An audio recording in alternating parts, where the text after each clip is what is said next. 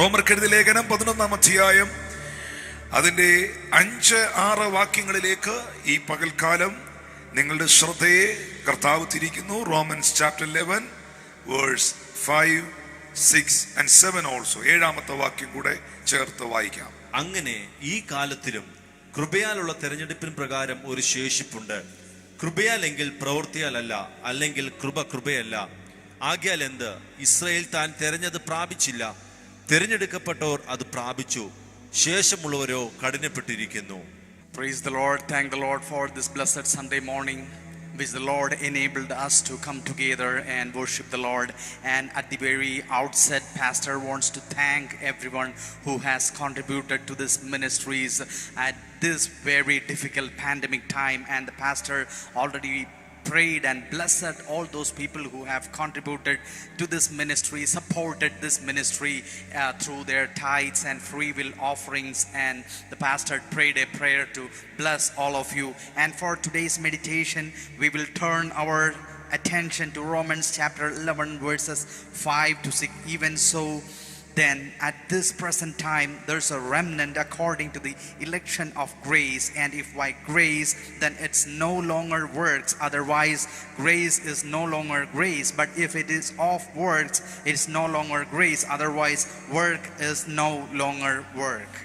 ദൈവത്തിന്റെ പരിശുദ്ധാത്മാവ് എൽ ഷഡായ് മിനിസ്ട്രിക്കും അതിലായിരിക്കുന്ന പ്രിയ ദൈവത്തിന്റെ മക്കൾക്കും നൽകിയ ദൈവികമായ ആലോചനയാണ് ഈ പുതിയ വർഷത്തിൽ 2022 the year of upliftment for God's remnant.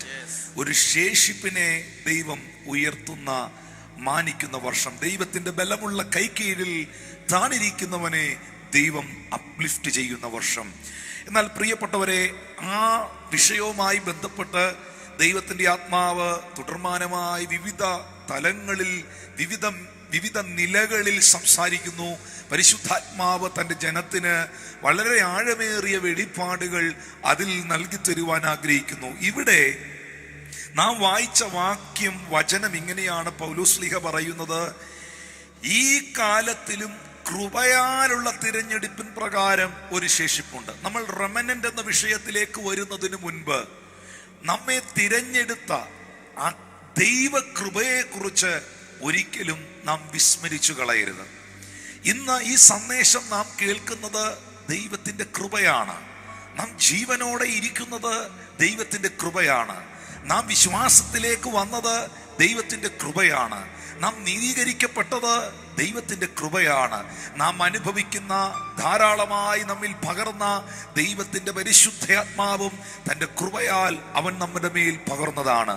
അങ്ങനെ ദൈവത്തിന്റെ കൃപയാൽ മാത്രം ജീവിക്കുന്ന ഒരു ജീവിതമാണ് ക്രിസ്തീയ ജീവിതം. Only by the grace of God, only by the grace of Jesus. കഴിവല്ല, ഇത് കൃപയാണ്.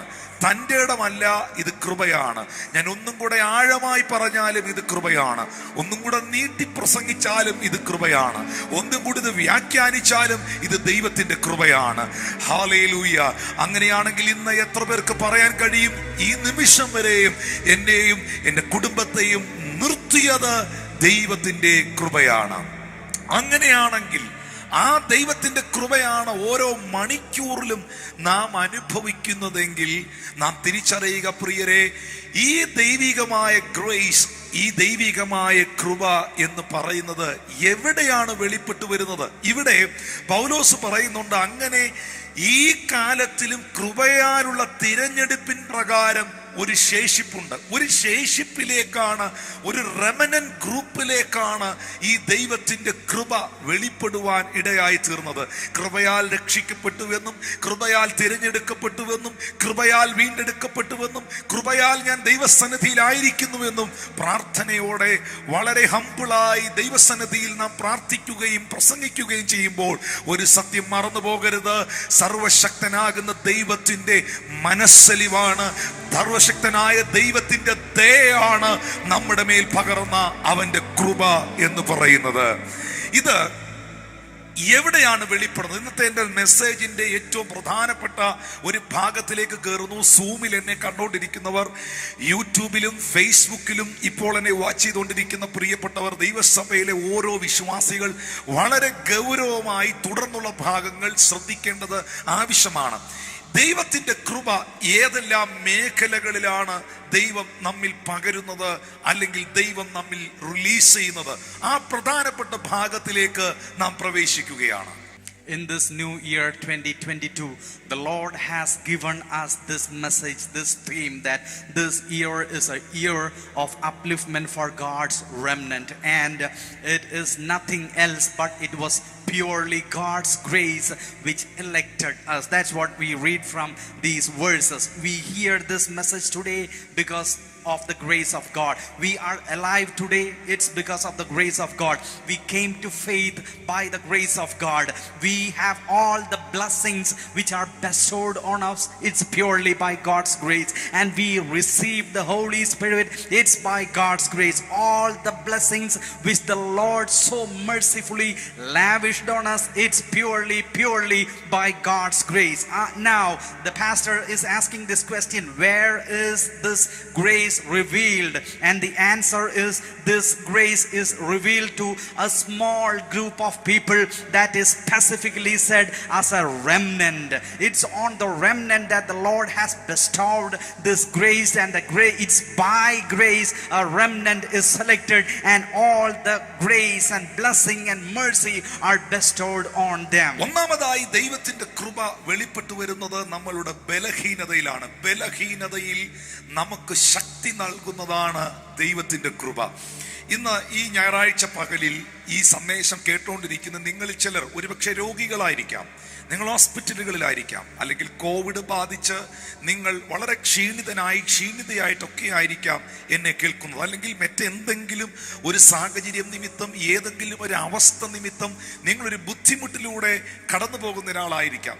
എന്നാൽ നിങ്ങൾ തിരിച്ചറിയേണ്ട ഏറ്റവും വലിയൊരു സത്യം, ഭക്തന്മാരുടെ മുകളിൽ, വിശുദ്ധന്മാരുടെ മുകളിൽ, ആരോഗ്യ ദൃഢരാത്രന്മാരുടെ മുകളിൽ, സകലവും തികഞ്ഞവന്മാരുടെ മുകളിൽ വെളിപ്പെടുന്നതല്ല ദൈവത്തിന്റെ കൃപ.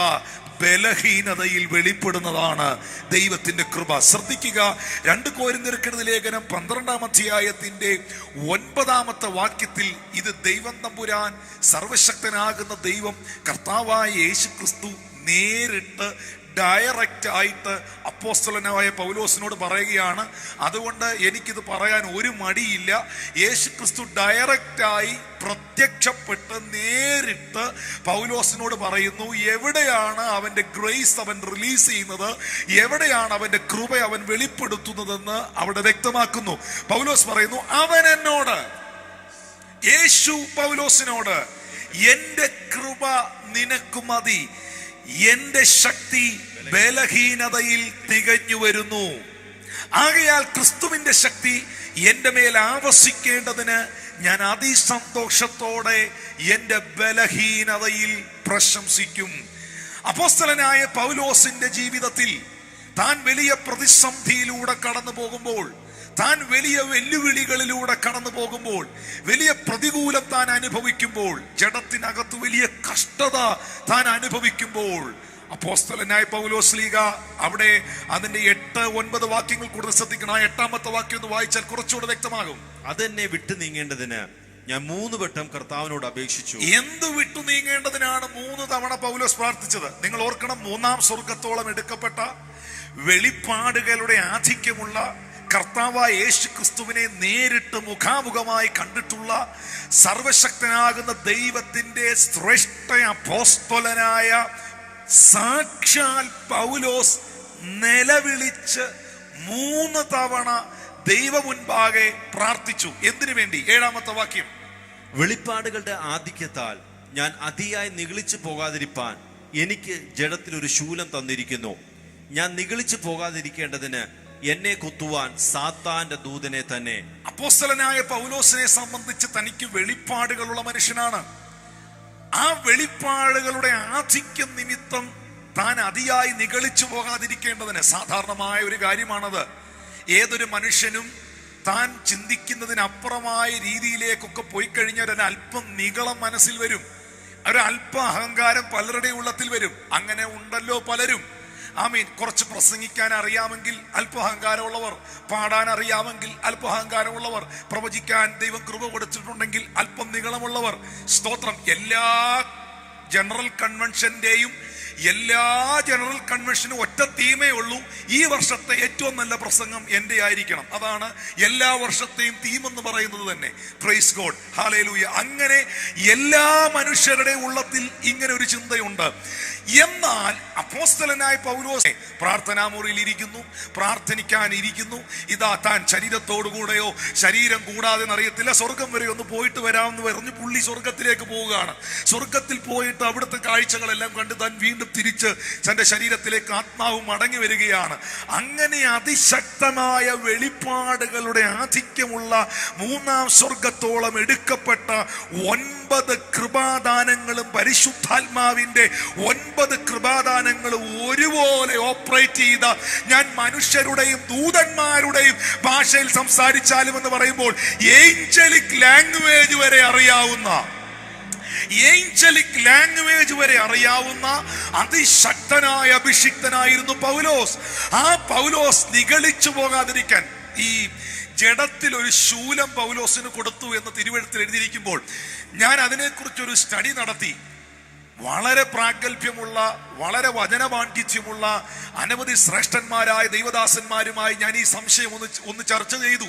എന്തായിരുന്നു പൗലോസിന്റെ ജഡത്തിൽ ഉണ്ടായിരുന്ന ശൂലം? ക്യാൻസർ ആയിരുന്നോ? കൊളസ്ട്രോൾ ആയിരുന്നോ? ഹാർട്ടിന്റെ പ്രോബ്ലം ആയിരുന്നോ? എന്തായിരുന്നു തന്റെ പ്രശ്നം? താൻ അനുഭവിച്ച പ്രതിസന്ധി എന്താണ്? എല്ലാവർക്കും ഒരുപോലെ മനസ്സിലായ ഒരു കാര്യം, അപ്പോസ്തലനായ പൗലോസിന്റെ ജഡത്തിൽ താൻ അനുഭവിച്ചതായ ഫൈറ്റ് എന്ന് പറയുന്നത് ആങ്സൈറ്റിയാണ്, ആകുലത. അത് പലയിടത്തും താൻ വെളിപ്പെടുത്തുന്നുണ്ട്. പൗലോസ് പറയുന്നുണ്ട്, സഭകളെ കുറിച്ചുള്ള ഭാരം എന്നിൽ വർദ്ധിച്ചു വരുന്നു. ചിലയിടത്ത് ചെല്ലുമ്പോൾ ജീവനോടെ ഇരിക്കുമോ എന്ന് ഞാൻ ആകുലപ്പെട്ടിരുന്നു, ആശങ്കപ്പെട്ടിരുന്നു. മരണം എനിക്ക് മീതെ കടന്നു വന്നു, പക്ഷെ സഭയുടെ പ്രാർത്ഥന എന്നെ വിടുവിച്ചു. പലയിടത്തും പറയുന്നുണ്ട്, ഒന്നിനെ കുറിച്ചും നിങ്ങൾ വിചാരപ്പെടരുത്. മറ്റൊരു ഭാഗത്ത് ഫിലിപ്പിയരിൽ പറയുന്നു, ഒന്ന് ഞാൻ ചെയ്യുന്നു, പിൻപിലുള്ളതിനെ മറന്നുകൊണ്ട് മുൻപിലുള്ളതിനെ ആഞ്ഞുകൊണ്ട് ക്രിസ്തുവേശുവിന്റെ പരമവിളിയെ ലാക്കാക്കി ഓടുന്നു. നിങ്ങൾ ഒന്നിനെ കുറിച്ചും വിചാരപ്പെടരുത്, ആകുലപ്പെടരുത്. കർത്താവിൽ എപ്പോഴും സന്തോഷിപ്പീൻ എന്ന് ഞാൻ പിന്നെയും നിങ്ങളോട് പറയുന്നു. ഇത് ഈ മനുഷ്യൻ കടന്നുപോയ അനുഭവങ്ങളിൽ തനിക്ക് ലഭിച്ച വെളിപ്പാടുകളാണ് താൻ ലേഖനങ്ങളായി എഴുതി കൊടുത്തത്. ഏറ്റവും കൂടുതൽ വെല്ലുവിളികൾ അനുഭവിച്ച പൗലോസ്, വളരെ ആങ്സൈറ്റി പ്രോബ്ലംസ് ഉള്ള, വളരെയധികം ആകുലതകളിലൂടെ കടന്നുപോയ, ഒത്തിരി പാനിക് അറ്റാക്കുകളിലൂടെ കടന്നുപോയ ഈ മനുഷ്യൻ, ഈ അപ്പോസ്തലനായ പൗലോസ് പറയുന്നു, ചിലപ്പോൾ തോന്നിപ്പോയി ഇങ്ങനെയൊക്കെ ചിന്തിക്കുവാൻ, ഇങ്ങനെയൊക്കെ മരണഭീതി അകത്തോട്ട് കയറാൻ. കപ്പലിൽ വെച്ച് ഈശാനമൂലൻ ആഞ്ഞടിച്ചപ്പോൾ എഴുന്നേറ്റ് എന്ന് പുള്ളി പറഞ്ഞു, ഒരുത്തനും രക്ഷപ്പെടാൻ പോകുന്നില്ല, ചരക്കുകളെല്ലാം ലഗേജ് എല്ലാം വെള്ളത്തിൽ കളഞ്ഞോ, ഒരുത്തനും രക്ഷപ്പെടാൻ പോകുന്നില്ല, നമ്മളെല്ലാം മരിക്കാൻ പോവുകയാണെന്ന് അദ്ദേഹം വിളിച്ചു പറഞ്ഞു. ആകെ ടെൻഷനായി, ആകെ വറീഡായി. എന്നിട്ട് നെക്സ്റ്റ് ഡേ ഈ മനുഷ്യൻ രാത്രിയിൽ പ്രാർത്ഥിച്ചു, ദൂതന്റെ പ്രത്യക്ഷത ഉണ്ടായി. നെക്സ്റ്റ് ഡേ വിളിച്ചു പറഞ്ഞു, യഹോവയുടെ ദൂതൻ ഇന്ന് രാത്രി എനിക്ക് പ്രത്യക്ഷനായി, നമ്മളുടെ ആരുടെയും പ്രാണന് ഒരപകടവും സംഭവിക്കുകയില്ല, നമ്മുടെ ഒരു രോമം പോലും നഷ്ടപ്പെടുകയില്ല എന്ന് ദൈവം എന്നോട് അറിയിച്ചു എന്ന് പൗലോസ് പിന്നെ വെളിപ്പെടുത്തുവാനിടയായി. പക്ഷേ തന്റെ ജീവിതം എടുത്ത് പഠിച്ചാൽ, ഇന്നലെ ഒരു ദൈവപുരുഷൻ എന്നോട് പറയുകയായിരുന്നു, പൗലോസിന്റെ മിനിസ്ട്രിയിൽ കാണുന്ന റൂമാലെടുത്തെറിഞ്ഞതും രോഗികളെ സൗഖ്യമാക്കിയതും മരിച്ച യൂത്തിക്കോസിനെ ഉയർപ്പിച്ചതും 9 കൃപാദാനങ്ങൾ ഓപ്പറേറ്റ് ചെയ്തതും 14 ഈടുറ്റ കരുത്തുള്ള ലേഖനങ്ങൾ ദൈവസഭയ്ക്ക് വേണ്ടി ആത്മാവിൽ എഴുതി നൽകിയതും മാത്രമാണ് എല്ലാവരും ശ്രദ്ധിക്കുന്നത്. പക്ഷെ ആ മനുഷ്യൻ കടന്നുപോയ ഒരു ഭയങ്കര ഫൈറ്റിംഗ് ഏറിയയുണ്ട്.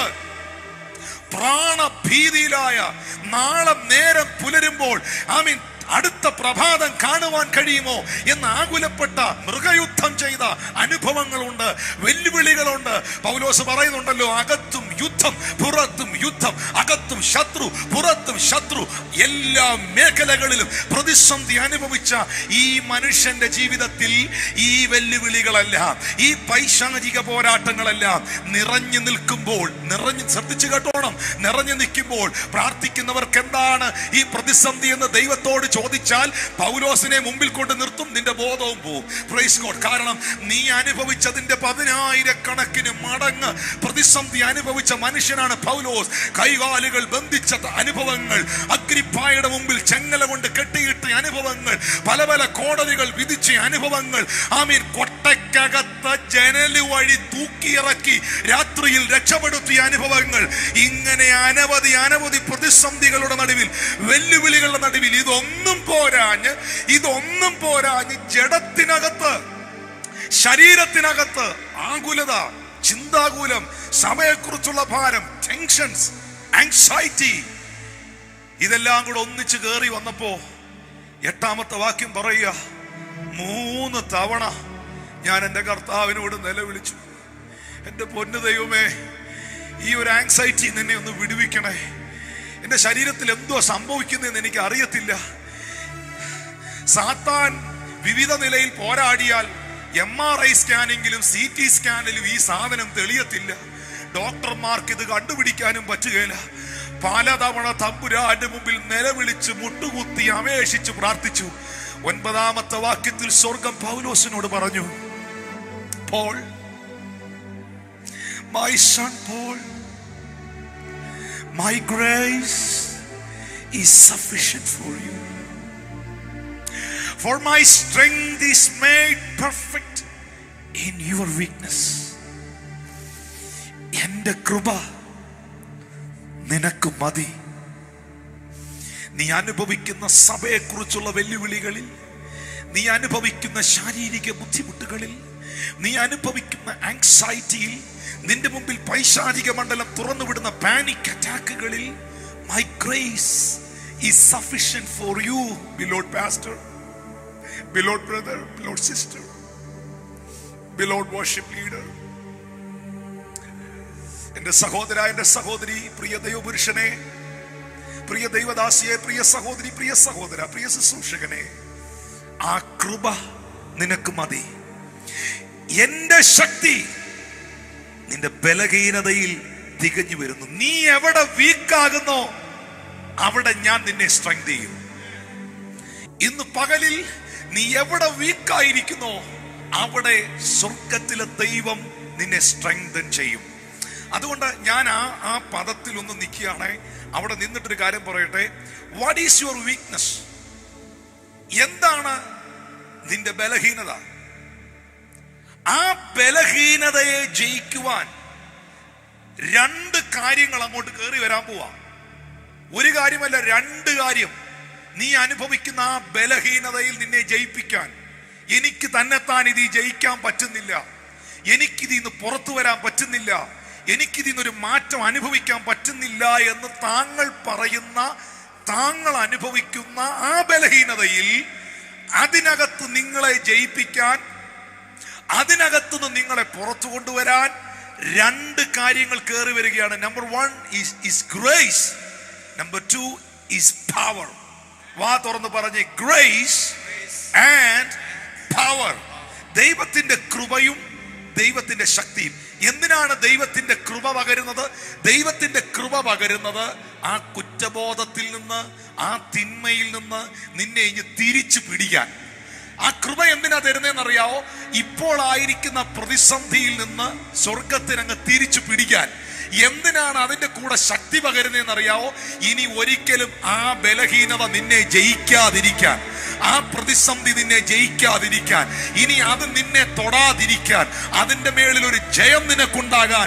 ഇത് 2ഉം ഒരുപോലെ സ്വർഗത്തിലെ ദൈവം നിന്റെ മേൽ പകരുമ്പോൾ പൗലോസ് പറയുകയാണ്, കഷ്ടതയുണ്ടെങ്കിലും, പ്രതിസന്ധി ഉണ്ടെങ്കിലും, ആങ്സൈറ്റി ഉണ്ടെങ്കിലും, ആമീൻ, സ്തോത്രം, പാനിക് അറ്റാക്കുകൾ ഉണ്ടെങ്കിലും, അകത്ത് യുദ്ധമുണ്ടെങ്കിലും, പുറത്ത് യുദ്ധമുണ്ടെങ്കിലും, ക്രിസ്തുവിന്റെ ശക്തി എന്റെ മേൽ ആവസിക്കേണ്ടതിന് എന്ന് പറഞ്ഞാൽ കൂടുതൽ ശക്തി എന്റെ മേലിലോട്ട് വരേണ്ടതിന്, കൂടുതൽ പവർ എന്റെ മേലിലോട്ട് വരേണ്ടതിന്, കൂടുതൽ ഗ്രേസ് എന്റെ മേലിൽ വെളിപ്പെടേണ്ടതിന് ഞാൻ അതിസന്തോഷത്തോടെ എന്റെ ബലഹീനതയിൽ പ്രശംസിക്കും. ഞാൻ അതിസന്തോഷത്തോടെ ആ വെളിപ്പെട്ട ബലഹീനതയിൽ ഞാൻ സന്തോഷിക്കുവാനിടയായി തീരും. Hallelujah. Where does this grace reveal itself? Where is the grace abounding itself or manifesting itself? First point is, in our weakness, grace is revealed. And the pastor says grace is not revealed on fully healthy people or fully perfect people. If you want to see the abundance of grace, it is revealed on people, on men of God who are frail and fragile in their life. The Lord manifests His power of grace in them. 2 Corinthians 12 verse 9 beautifully puts it like this: my grace is sufficient for you, for my strength is made perfect in weaknesses. Therefore, most gladly I will rather boast in my infirmities. Here Paul says, Jesus Christ is directly talking to Paul that my grace is sufficient for you in your weaknesses. And what is the problem? Who is this man talking? He is not a simple person. He is a great apostle of God. Jesus Christ came and appeared to him directly and appointed and anointed him for this great ministry. He had visitations to the third heavens, as if a normal person is going to market. He goes to heaven, hears the voice of the angels and comes back in his prayer. Think about that. This is a person who had in him operative of all the gifts of the Holy Spirit. Even from his own body, aprons were taken away which may heal people. Such kind of a great manifestation of God's power was exhibited in this great apostle's life. And this man of God had problems, infirmities, weaknesses. What was the weakness? There are many views related to the weakness of Apostle Paul, but the most viable option which we can think about is he had a tremendous anxiety. As the pastor said, he had tremendous panic attacks.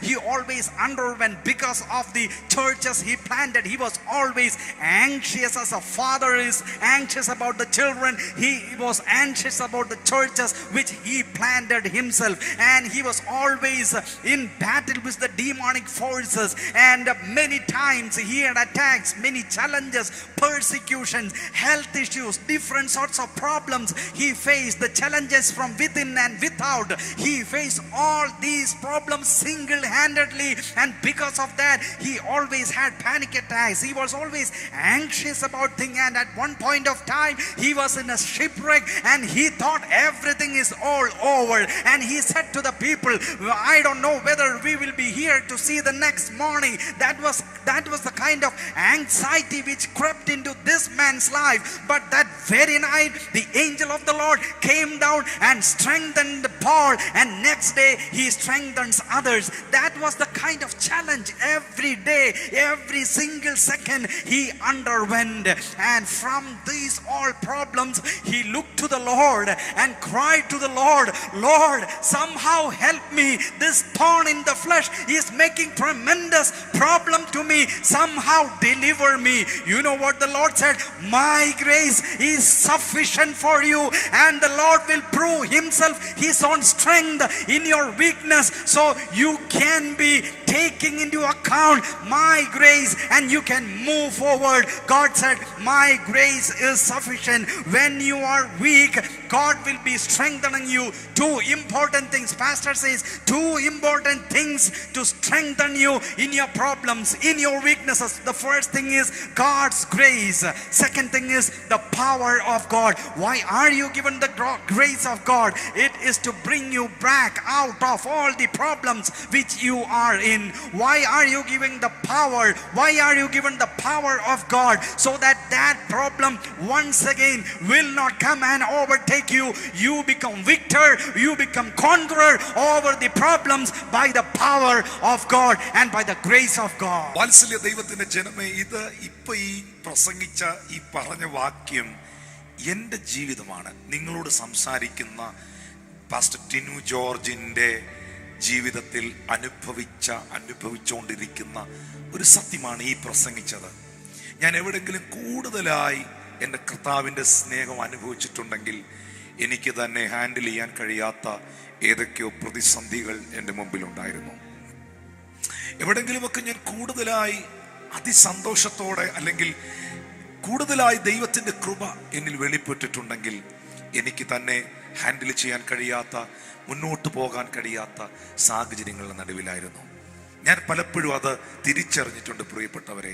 ഇന്നലകൾ നമ്മുടെ ജീവിതത്തിൽ സമ്മാനിച്ച വേദനകൾ, ഇന്നലകൾ നമ്മുടെ ജീവിതത്തിൽ തന്ന നൊമ്പരങ്ങൾ, പ്രതിസന്ധികൾ, പലപ്പോഴും അത് ദൈവത്തിൻ്റെ സ്നേഹമായിരുന്നു, അത് ദൈവത്തിൻ്റെ കൃപയായിരുന്നു എന്ന് പലപ്പോഴും നാം അറിഞ്ഞിട്ടില്ല.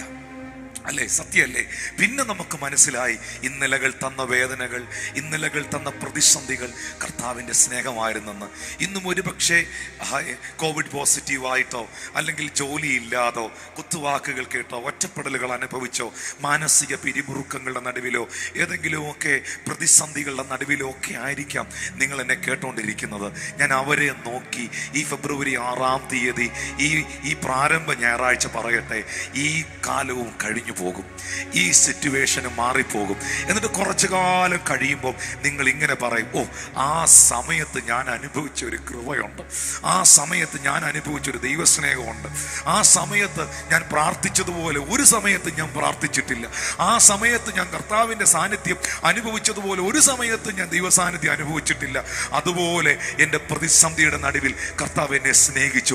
ഷിജിനെ മോനെ, അങ്ങനെ ഒരു പാട്ടില്ലേ, ഇന്നലകൾ തന്ന വേദനകൾ നിൻ സ്നേഹമാണെന്ന് അറിഞ്ഞില്ല. ഞാൻ സൂമിൽ എന്നെ കണ്ടുകൊണ്ടിരിക്കുന്നവർ, യൂട്യൂബിൽ എന്നെ കാണുന്നവർ, ഫേസ്ബുക്കിൽ എന്നെ കാണുന്നവർ ഈ വരികളിൽ ദൈവദാസൻ പാടുമ്പോൾ അതൊന്ന് ധ്യാനിച്ചേ, അത് ഉള്ളത്തിലോട്ടൊന്ന് കൊണ്ടുവന്നേ. അതൊരു സത്യമാണ്, അതൊരു യാഥാർത്ഥ്യമാണ്. ഇന്നലകൾ തന്ന വേദനകൾ നിൻ സ്നേഹമാണെന്നറിഞ്ഞില്ല ഞാൻ. ഇന്നലകൾ തന്ന വേദനകൾ നിൻ സ്നേഹമാണെന്നറിഞ്ഞില്ല ഞാൻ. നിൻ സ്വന്തമാക്കുവാൻ മാറോടു ചേർക്കുവാൻ എന്നെ ഒരുക്കുകയായിരുന്നു. നിൻ സ്വന്തമാക്കുവാൻ മാറോടു ചേർക്കുവാൻ എന്നെ ഒരുക്കുകയായിരുന്നു. ദൈവസ്നേഹമെത്ര സുന്ദരം. ഇന്നലകൾ തന്ന വേദനകൾ നിൻ സ്നേഹമാണെന്നറിഞ്ഞില്ല ഞാൻ. ഇന്നലകൾ തന്ന വേദനകൾ നിൻ സ്നേഹമാണെന്നറിഞ്ഞില്ല ഞാൻ. നിൻ സ്വന്തമാക്കുവാൻ മാറോടു ചേർക്കുവാൻ എന്നെ ഒരുക്കുകയായിരുന്നു. നിൻ സ്വന്തമാക്കുവാൻ മാറോടു ചേർക്കുവാൻ എന്നെ ഒരുക്കുകയായിരുന്നു. ദൈവസ്നേഹമെത്ര സുന്ദരം. ഇന്നലകൾ തന്ന വേദനകൾ നിൻ സ്നേഹമാണെന്ന് അറിഞ്ഞില്ല ഞാൻ. നിൻ മകനാക്കുവാൻ എന്നെ മാറോട് ചേർക്കുവാൻ, നിൻ മകളാക്കുവാൻ എന്നെ മാറോടണയ്ക്കുവാൻ. പ്രിയപ്പെട്ടവരെ, ഇന്നെ ഈ മെസ്സേജിൽ ഈ ഞായറാഴ്ച പകലിൽ കേട്ടോണ്ടിരിക്കുമ്പോൾ നമ്മുടെ ജീവിതത്തിലെ ബലഹീനതകളിൽ, നമ്മുടെ ജീവിതത്തിലെ പ്രതിസന്ധികളിൽ വെളിപ്പെട്ടു വരുന്നൊരു ദൈവശക്തിയുണ്ട്. ആ ശക്തിയാണ് സകലത്തെയും അതിജീവിപ്പാൻ നമ്മെ സഹായിക്കുന്നത്. അതുകൊണ്ടാണ് യെശയ്യാവിന്റെ പ്രവചനം 40-ാം അധ്യായത്തിന്റെ 29-ാം വാക്യത്തിൽ എഴുതിയിരിക്കുന്നത്, അവൻ ക്ഷീണിച്ചിരിക്കുന്നവന് ശക്തി നൽകുന്നു, ബലമില്ലാത്തവന് അവൻ ബലം വർദ്ധിപ്പിക്കുന്നു. Two things are given for our strengthening. Two things are given when we undergo serious struggles in our life: the grace of God and the power of God. And that sustains us forward. Yes. From the personal experience, pastor says that he experienced the love of God, the grace of God, the manifestation of God's power when he thought that, Lord, I cannot myself contain this situation. And the love of God was lavished on him when he thought that things are going out of hand. God supernaturally strengthened him with the love and grace of God, you too, when you are undergoing problems during this tough pandemic situations, you may be thinking that in the present problems which are happening around the world, you may be also a victim of all the problems that are around. But as the blessed brother just sang just now, yesterday's problems, the problems which happened in my past life, all of those were visitations and manifestations of God's love, and you will overcome this.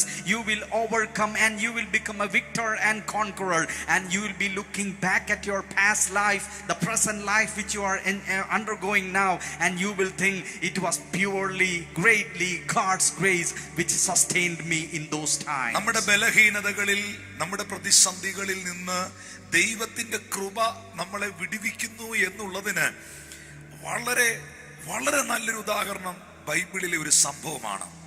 വളരെ നല്ലൊരു ഉദാഹരണം. വാസ്തവത്തിൽ യേശുക്രിസ്തു ആരാണ്? യേശുക്രിസ്തുവിനെ കുറിച്ചുള്ള അതിമനോഹരമായ ഒരു വചനഭാഗം യോഹന്നാന്റെ സുവിശേഷം 1-ാം അധ്യായം അതിന്റെ 16-17 വാക്യങ്ങളാണ്. പലപ്പോഴും ആ വാക്യങ്ങൾ വായിക്കുമ്പോഴൊക്കെയും എൻ്റെ കർത്താവിൻ്റെ സ്നേഹം അവിടെ വെളിപ്പെട്ട് നിൽക്കുന്നത് എനിക്ക് കാണാൻ കഴിയുന്നുണ്ട്. അവൻ്റെ നിറവിൽ നിന്ന് നമുക്കെല്ലാവർക്കും കൃപയ്ക്കുമേൽ കൃപ ലഭിച്ചിരിക്കുന്നു. Is a fullness of grace and grace for grace. യേശുവിൻ്റെ നിറവിൽ നിന്ന് നമുക്കെല്ലാവർക്കും കൃപയ്ക്കുമേൽ കൃപ ലഭിച്ചത് കൊണ്ട് 17-ാമത്തെ തിരുവചനത്തിൽ പരിശുദ്ധാത്മാവ് എഴുതിയിരിക്കുന്നു, ന്യായപ്രമാണം മോശ മുഖാന്തരം ലഭിച്ചു, കൃപയും സത്യവും യേശു ക്രിസ്തു മുഖാന്തിരം വന്നു. കൃപ മാത്രമല്ല, ഇന്ന് പ്രത്യേകമായി ഈ സന്ദേശം കേൾക്കുന്ന പ്രിയപ്പെട്ടവരോട് പറയട്ടെ, ഗ്രേസ് എന്ന ഒരു പ്രത്യേക ടീച്ചിങ് തന്നെ ഈ കാലഘട്ടത്തിൽ നിലകൊള്ളുന്നുണ്ട്, ദൈവത്തിന്റെ കൃപ എന്ന വിഷയം. എന്നാൽ യേശുക്രിസ്തു കൃപ മാത്രമല്ല, യേശുക്രിസ്തു സത്യവും കൂടെയാണ്. അവൻ കൃപയും സത്യവുമാണ്. Is grace and truth. കൃപ എന്ന് പറഞ്ഞ വിഷയത്തിൽ മാത്രം ഫോക്കസ്ഡ് ആയി നിന്നുകൊണ്ട് പാപം ചെയ്യുവാനുള്ള ഒരു ലൈസൻസ്, തെറ്റിലേക്ക് പോകുവാനുള്ള ഒരു ലൈസൻസ്, നമ്മുടെ ജീവിതത്തിൽ ഒരു തെറ്റ് സംഭവിച്ചിട്ട് അതെന്റെ ബലഹീനതയാണ്, അതെന്നിൽ അങ്ങനെ സംഭവിച്ചു, അതുകൊണ്ട് ദൈവത്തിന്റെ കൃപ എന്റെ ബലഹീനതയിൽ വെളിപ്പെടുമെന്ന് വിശ്വസിച്ചു കൊണ്ടുപോകുന്ന ഒരനുഭവമായി പോകരുത് നമ്മളുടെ ആത്മീയ ജീവിതം. പ്രസ്തുത ദൈവത്തിന്റെ കൃപ നമ്മിൽ വെളിപ്പെടുമ്പോൾ തന്നെ, യേശുവാകുന്ന കൃപ നമ്മളിൽ നിറയുമ്പോൾ തന്നെ, അവൻ കൃപ മാത്രമല്ല, അവൻ സത്യവും കൂടെയാണ്. അവന്റെ പരിശുദ്ധാത്മാവ്, ദൈവത്തിന്റെ പരിശുദ്ധാത്മാവ് നമ്മെ സകല സത്യത്തിലും വഴി നടത്തുന്ന പരിശുദ്ധാത്മാവാണ്. എന്നാൽ എൻ്റെ സന്ദേശത്തിൽ അതിപ്രധാനപ്പെട്ട ഒരു സംഭവം, ഒരു ഉദാഹരണം, ദൈവത്തിന്റെ ആ വലിയ കൃപ പാപിയെ സഹായിക്കുന്നു. എന്തിനായി? പാപം ചെയ്യാതിരിക്കാൻ. ആ പദം ഞാൻ ഒന്നും കൂടെ ആവർത്തിച്ച് പറയാം. ക്രിസ്തുവിന്റെ കൃപയും ശക്തിയും നമ്മുടെ ബലഹീനതയിൽ തികഞ്ഞു വരുന്നു. എന്തിനു വേണ്ടി? ആ ബലഹീനതയിൽ തുടരാനല്ല, ആ ബലഹീനതയെ ജയിക്കാൻ, ആ ബലഹീനതയെ അതിജീവിക്കാൻ. ഹല്ലേലൂയ. ഞാൻ അങ്ങനെ ഒരു വളരെ ശ്രദ്ധേയമായ ഒരു സംഭവം കാണിക്കാം. അത് യോഹന്നാന്റെ സുവിശേഷം 8-ാം അധ്യായത്തിലാണ്. 8-ാം അധ്യായത്തിന്റെ 4 മുതൽ 11 വരെയുള്ള വാക്യങ്ങൾ നിങ്ങൾ ബൈബിൾ തുറന്നൊന്ന് വായിക്കണം. അവിടെ വ്യഭിചാര കർമ്മത്തിൽ പിടിച്ചിരുന്ന ഒരു സ്ത്രീയെ കർത്താവിന്റെ അടുക്കൽ കൊണ്ടുവന്നു. അടുത്തടുത്ത വാക്യങ്ങളിലേക്ക് നാം വരുമ്പോൾ എഴുതിയിട്ടുണ്ട്, ഇങ്ങനെയുള്ളവരെ കല്ലെറിയണമെന്ന് മോശ ന്യായപ്രമാണത്തിൽ ഞങ്ങളോട് കൽപ്പിച്ചിരിക്കുന്നു, നീ ഇവളെ കുറിച്ച് എന്ത് പറയണമെന്ന് ചോദിച്ചു. ഞാൻ പെട്ടെന്ന് എക്സ്പ്ലെയിൻ ചെയ്യുകയാണ്. യേശു കർത്താവ് ഒലിവുമലയിലുള്ള ഒരു പള്ളിയിൽ ഇരിക്കുകയാണ്. നമുക്കറിയാം, ഒരു ചർച്ച് എന്ന് പറയുന്നത്, ഒരു ദേവാലയം എന്ന് പറയുന്നത് ദൈവത്തെ കാണാനും ദൈവത്തെ അനുഭവിക്കാനും ദൈവശബ്ദം കേൾക്കാനും ദൈവസാന്നിധ്യം അനുഭവിക്കുവാനുമുള്ള ഇടമാണ്. അത് തന്നെയാണ് ഇപ്പോൾ ഒലിവുമലയിലുള്ള ആ ദേവാലയത്തിൽ സംഭവിച്ചുകൊണ്ടിരിക്കുന്നത്. ഇപ്പോൾ ആ പള്ളിയിൽ യേശു ഉണ്ട്, ജനം അവിടെ വന്നിട്ടുണ്ട്, ജനം യേശുവിനെ കണ്ടുകൊണ്ടിരിക്കുന്നു, യേശു പറയുന്നത് ജനം കേട്ടോണ്ടിരിക്കുന്നു, ജനം പറയുന്നത് കർത്താവും കേട്ടോണ്ടിരിക്കുന്നു. അങ്ങനെ ദൈവശബ്ദം ജനം കേൾക്കുകയും ജനത്തിന്റെ ആവശ്യങ്ങൾ ദൈവം കേൾക്കുകയും ചെയ്യുന്ന ഒരു അനുഭവം ആ പള്ളിയിൽ നടന്നുകൊണ്ടിരിക്കുമ്പോൾ പുടുന്നനവേ പ്രതീക്ഷിക്കാത്ത സമയത്ത് പ്രതീക്ഷിക്കാത്ത രീതിയിൽ കുറെ സ്വയം നീതിമാന്മാർ, കുറെ സ്വയവിശുദ്ധന്മാർ വ്യഭിചാര കർമ്മത്തിൽ പിടിച്ചിരുന്ന ഒരു സ്ത്രീയെ കൊണ്ടുവന്ന് ആ പള്ളിയുടെ നടുക്ക് നിർത്തി. എന്നിട്ട് യേശുവിനോട് ചോദിക്കുകയാണ്, ഇവളെ വ്യഭിചാര കർമ്മത്തിൽ പിടിച്ചിരിക്കുകയാണ്, മോശയുടെ ന്യായപ്രമാണം പറയുന്നുണ്ട് ഇങ്ങനെയുള്ളവരെ കല്ലെറിഞ്ഞു കൊല്ലണമെന്ന്, എന്താണ് താങ്കൾക്ക് പറയുവാനുള്ളത്? ഇത് യേശുവിനെ കുടുക്കുവാൻ, കുറ്റം ചുമത്തുവാൻ, സംഗതി കിട്ടേണ്ടതിന് യേശുവിനെ പരീക്ഷിച്ച് ചോദിച്ചതായിരുന്നു. നിങ്ങൾക്കറിയാം ആ പശ്ചാത്തലം, ഒരിക്കൽ ഞാനത് പ്രസംഗിച്ചിട്ടുമുണ്ട്. എന്നാൽ ഇവിടെ ശ്രദ്ധിക്കേണ്ട ഒരു കാര്യം, ദേവാലയത്തിന്റെ നടുവിൽ ക്രിസ്തു ഇരിക്കുന്നു. അതെ, അന്നും ഇന്നും എന്നും 2-3 പേർ എന്റെ നാമത്തിൽ എവിടെ കൂടിയാലും അതിന്റെ മധ്യയാണ് കർത്താവ് വരുന്നത്. ദേവാലയത്തിന്റെ നടുവിലിരിക്കുന്ന, നടുവിലിരുന്ന് സംസാരിക്കുന്ന കർത്താവിന്റെ അരികിലേക്ക് ഈ സ്ത്രീയെ കൊണ്ടുവന്ന് നിർത്തിയിട്ട് പരീശന്മാർ ചോദിക്കുന്നു, ഇവളെ ഞങ്ങൾ എന്താണ് ചെയ്യേണ്ടത്? ഒരു തോറ എടുത്ത് ഉയർത്തി കാണിച്ചിട്ട് പറയുന്നു, മോശയും ന്യായപ്രമാണവും പറയുന്നു, പുസ്തകത്തിൽ എഴുതിയിരിക്കുന്നു ഇങ്ങനെയുള്ളവരെ കല്ലെറിഞ്ഞു കൊല്ലണമെന്ന്. എന്താണ് താങ്കളുടെ അഭിപ്രായം? നമുക്കറിയാം ഇത് യേശുവിനെ കുടുക്കാൻ വേണ്ടി, കുരുക്കാൻ വേണ്ടി ചോദിച്ച ചോദ്യമാണ്. ദീർഘനാളുകളായിട്ട് ഈ ടീം പ്ലാൻ ചെയ്ത് പദ്ധതി ഒരുക്കി ഗൂഢാലോചന നടത്തി ഈ സംഭവം ഒപ്പിച്ചോണ്ട് വന്നതാണ്. അതിന്റെ കാര്യം എന്നാന്ന് ഞാൻ പറയാം. യേശു കർത്താവ് ഇവളെ കല്ലെറിഞ്ഞ് കൊല്ലാനായി ഉത്തരവിട്ടാൽ, റബിയാണല്ലോ ക്രിസ്തു, അവരുടെ മുൻപിൽ ടീച്ചറാണല്ലോ, കല്ലെറിഞ്ഞ് കൊല്ലുവാൻ ഉത്തരവിട്ടാൽ ഇവരുടനെ അവിടെ നിന്നോണ്ട് പറയും, കേട്ടോ, ഇവൻ പറഞ്ഞു കേട്ടോ, പാപിനിയായ സ്ത്രീയെ കല്ലെറിഞ്ഞ് കൊല്ലുവാനാണ് ഇവൻ പറഞ്ഞത്. ഇതുവരെ ഇവൻ പ്രസംഗിച്ചുകൊണ്ട് നടന്നതും പ്രചരിപ്പിച്ചതും ഇവൻ പാപികളുടെ രക്ഷകനാണ് എന്നുള്ളതാണ്. ഇതിൽ നിന്ന് നിങ്ങൾക്ക് വ്യക്തമായല്ലോ, മനസ്സിലായല്ലോ, ഇവൻ പാപികളുടെ രക്ഷകനല്ല, ഇവൾ പാപിനിയായ സ്ത്രീയാണ്. നമുക്കെല്ലാവർക്കും അറിയാലോ നാട്ടുകാരെ, ആ പാപിനിയായ സ്ത്രീയെ ഇവൻ എറിഞ്ഞു കൊല്ലാൻ പറയുമ്പോൾ തന്നെ നിങ്ങൾ മനസ്സിലാക്കിക്കോണം, ഇവൻ പാപികളുടെ നാശകനാണ്, ഇവൻ പാപികളുടെ അന്ധകനാണ്, ഇവൻ പാപികളുടെ രക്ഷകനല്ല. എന്നാൽ കർത്താവ് പറയുകയാണ്, ഇവളെ കല്ലെറിഞ്ഞു കൊല്ലരുത്, ഒരു കാരണവശാലും ഇവളെ എറിയാൻ പാടില്ല എന്ന് പറഞ്ഞാൽ ഉടനെ കയ്യിലിരിക്കുന്ന തോറ, ന്യായപ്രമാണം എടുത്തുയർത്തി കാണിച്ചിട്ട് പറയും, വചനത്തിൽ എഴുതിയിട്ടുണ്ട് ഇങ്ങനെയുള്ളവരെ കല്ലെറിഞ്ഞു കൊല്ലണമെന്ന്. ഇവൻ പറയുന്നത് ദുരുപദേശമാണ്. ദുരുപദേശം പ്രസംഗിക്കുന്ന ദുരുപദേശകനായതുകൊണ്ട് ഈ കല്ല് ഇവനെ എറിയണം. എറിയരുതെന്ന് പറഞ്ഞാൽ യേശു കർത്താവ് ദുരുപദേശകനാകുന്നു. എറിയണമെന്ന് പറഞ്ഞാൽ യേശു പാപികളുടെ രക്ഷകനല്ലാതാകുന്നു. ഇത് രണ്ട് പറഞ്ഞാലും ക്രിസ്തു കുടുങ്ങും. ഇതായിരുന്നു ഇവരുടെ പ്ലാനും, ശത്രുവിന്റെ കൂടിയാലോചനയും. ഒരു മനുഷ്യനോട് ചോദിച്ചാൽ, ഒരു ചോദ്യം ചോദിച്ചാൽ 2 ഉത്തരമേ ഉള്ളൂ, ഒന്നെങ്കിൽ യെസ് അല്ലെങ്കിൽ നോ, ഒന്നെങ്കിൽ ശരി അല്ലെങ്കിൽ തെറ്റ്, ഒന്നെങ്കിൽ സത്യം അല്ലെങ്കിൽ അസത്യം, ഒന്നെങ്കിൽ ഇരുട്ട് അല്ലെങ്കിൽ പകല്, ഒന്നെങ്കിൽ സ്വർഗം അല്ലെങ്കിൽ നരകം, ഒന്നെങ്കിൽ എറിഞ്ഞുകൊള്ളൂ അല്ലെങ്കിൽ എറിയരുത്. ഇത് 2 വരെ പറയത്തുള്ളൂ. ഇത് 2 പറഞ്ഞാലും യേശു കുടുങ്ങും. യേശുവിനെ കുടുക്കാൻ മാസങ്ങളായിട്ട് ആലോചിച്ച് വന്നവരാണ്. ചിലപ്പോൾ പ്രാർത്ഥിച്ചും കാണും. മാസങ്ങളായിട്ട് ആലോചിച്ച് വന്ന് ചെയ്ത സെറ്റപ്പാണ്. പക്ഷേ ശത്രുവിന്റെ തലയിലൂടെ പോലും പോയിട്ടില്ലാത്ത, നമ്മുടെ ഭാഷ പറഞ്ഞാൽ ഇവന്മാര് സ്വപ്നത്തിൽ പോലും കണ്ടിട്ടില്ലാത്ത ഒരു ഉത്തരമാണ് യേശു അവരോട് പറഞ്ഞത്. നിങ്ങളിൽ പാപമില്ലാത്തവൻ അവളെ കല്ലെറിയട്ടെ. ഇന്ന് ഈ മെസ്സേജ് കേൾക്കുമ്പോൾ ആരോടോ കർത്താവിന്റെ ആത്മാ പറയുന്നു, പിശാച് നിനക്കെതിരെ എന്തൊക്കെ പ്ലാൻ ചെയ്താലും, മാസങ്ങളും വർഷങ്ങളും എടുത്ത് നിന്നെ കുരുക്കാൻ, നിന്നെ തകർക്കാൻ, നിനക്ക് പണി തരാൻ എന്തെല്ലാം പദ്ധതി ഒരുക്കിയാലും എന്റെ കർത്താവിന്റെ ഒരു നോട്ടത്തിന്റെ മുൻപിൽ, ഒരു വാക്കിന്റെ മുൻപിൽ അത് മുഴുവൻ തകർന്നു പോയിരിക്കും, അത് മുഴുവൻ പൊളിഞ്ഞു പോയിരിക്കും. എല്ലാ സൻബല്ലത്തുമാരുടെയും തോബിയാവുമാരുടെയും സകല ആലോചനകളെ പൊളിച്ചു കളയുന്ന, ശത്രുവിന്റെ സകല പദ്ധതികളെ തകർത്ത് കളയുന്ന സർവശക്തനാകുന്നൊരു ദൈവം നിനക്ക് വേണ്ടി ജീവിക്കുന്നു. പ്രിയരെ, ഞാൻ ആ ഭാഗം പറഞ്ഞ് അവസാനിപ്പിക്കട്ടെ. എറിയണമെന്ന് പറഞ്ഞാൽ അവൻ പാപികളുടെ രക്ഷകനല്ലാതാകുന്നു. എറിയരുതെന്ന് പറഞ്ഞാൽ അവൻ ദുരുപദേശകനാകുന്നു. എന്നാൽ ഇവർ ചിന്തിക്കാത്തൊരു ഉത്തരം കർത്താവ് അവരോട് അറിയിക്കുന്നു. ഈ സമയത്ത്, ഞാൻ ഒത്തിരി സമയം ആ ഭാഗത്ത് നിൽക്കുന്നില്ല, ഈ സമയത്ത് മൂത്തവരും ഇളയവരും മനസാക്ഷിയുടെ ആക്ഷേപം ഹേതുവായി കല്ലും താഴെ ഇട്ടിട്ട് സൈഡിലൂടെ അവർ തിരിച്ചുപോയി.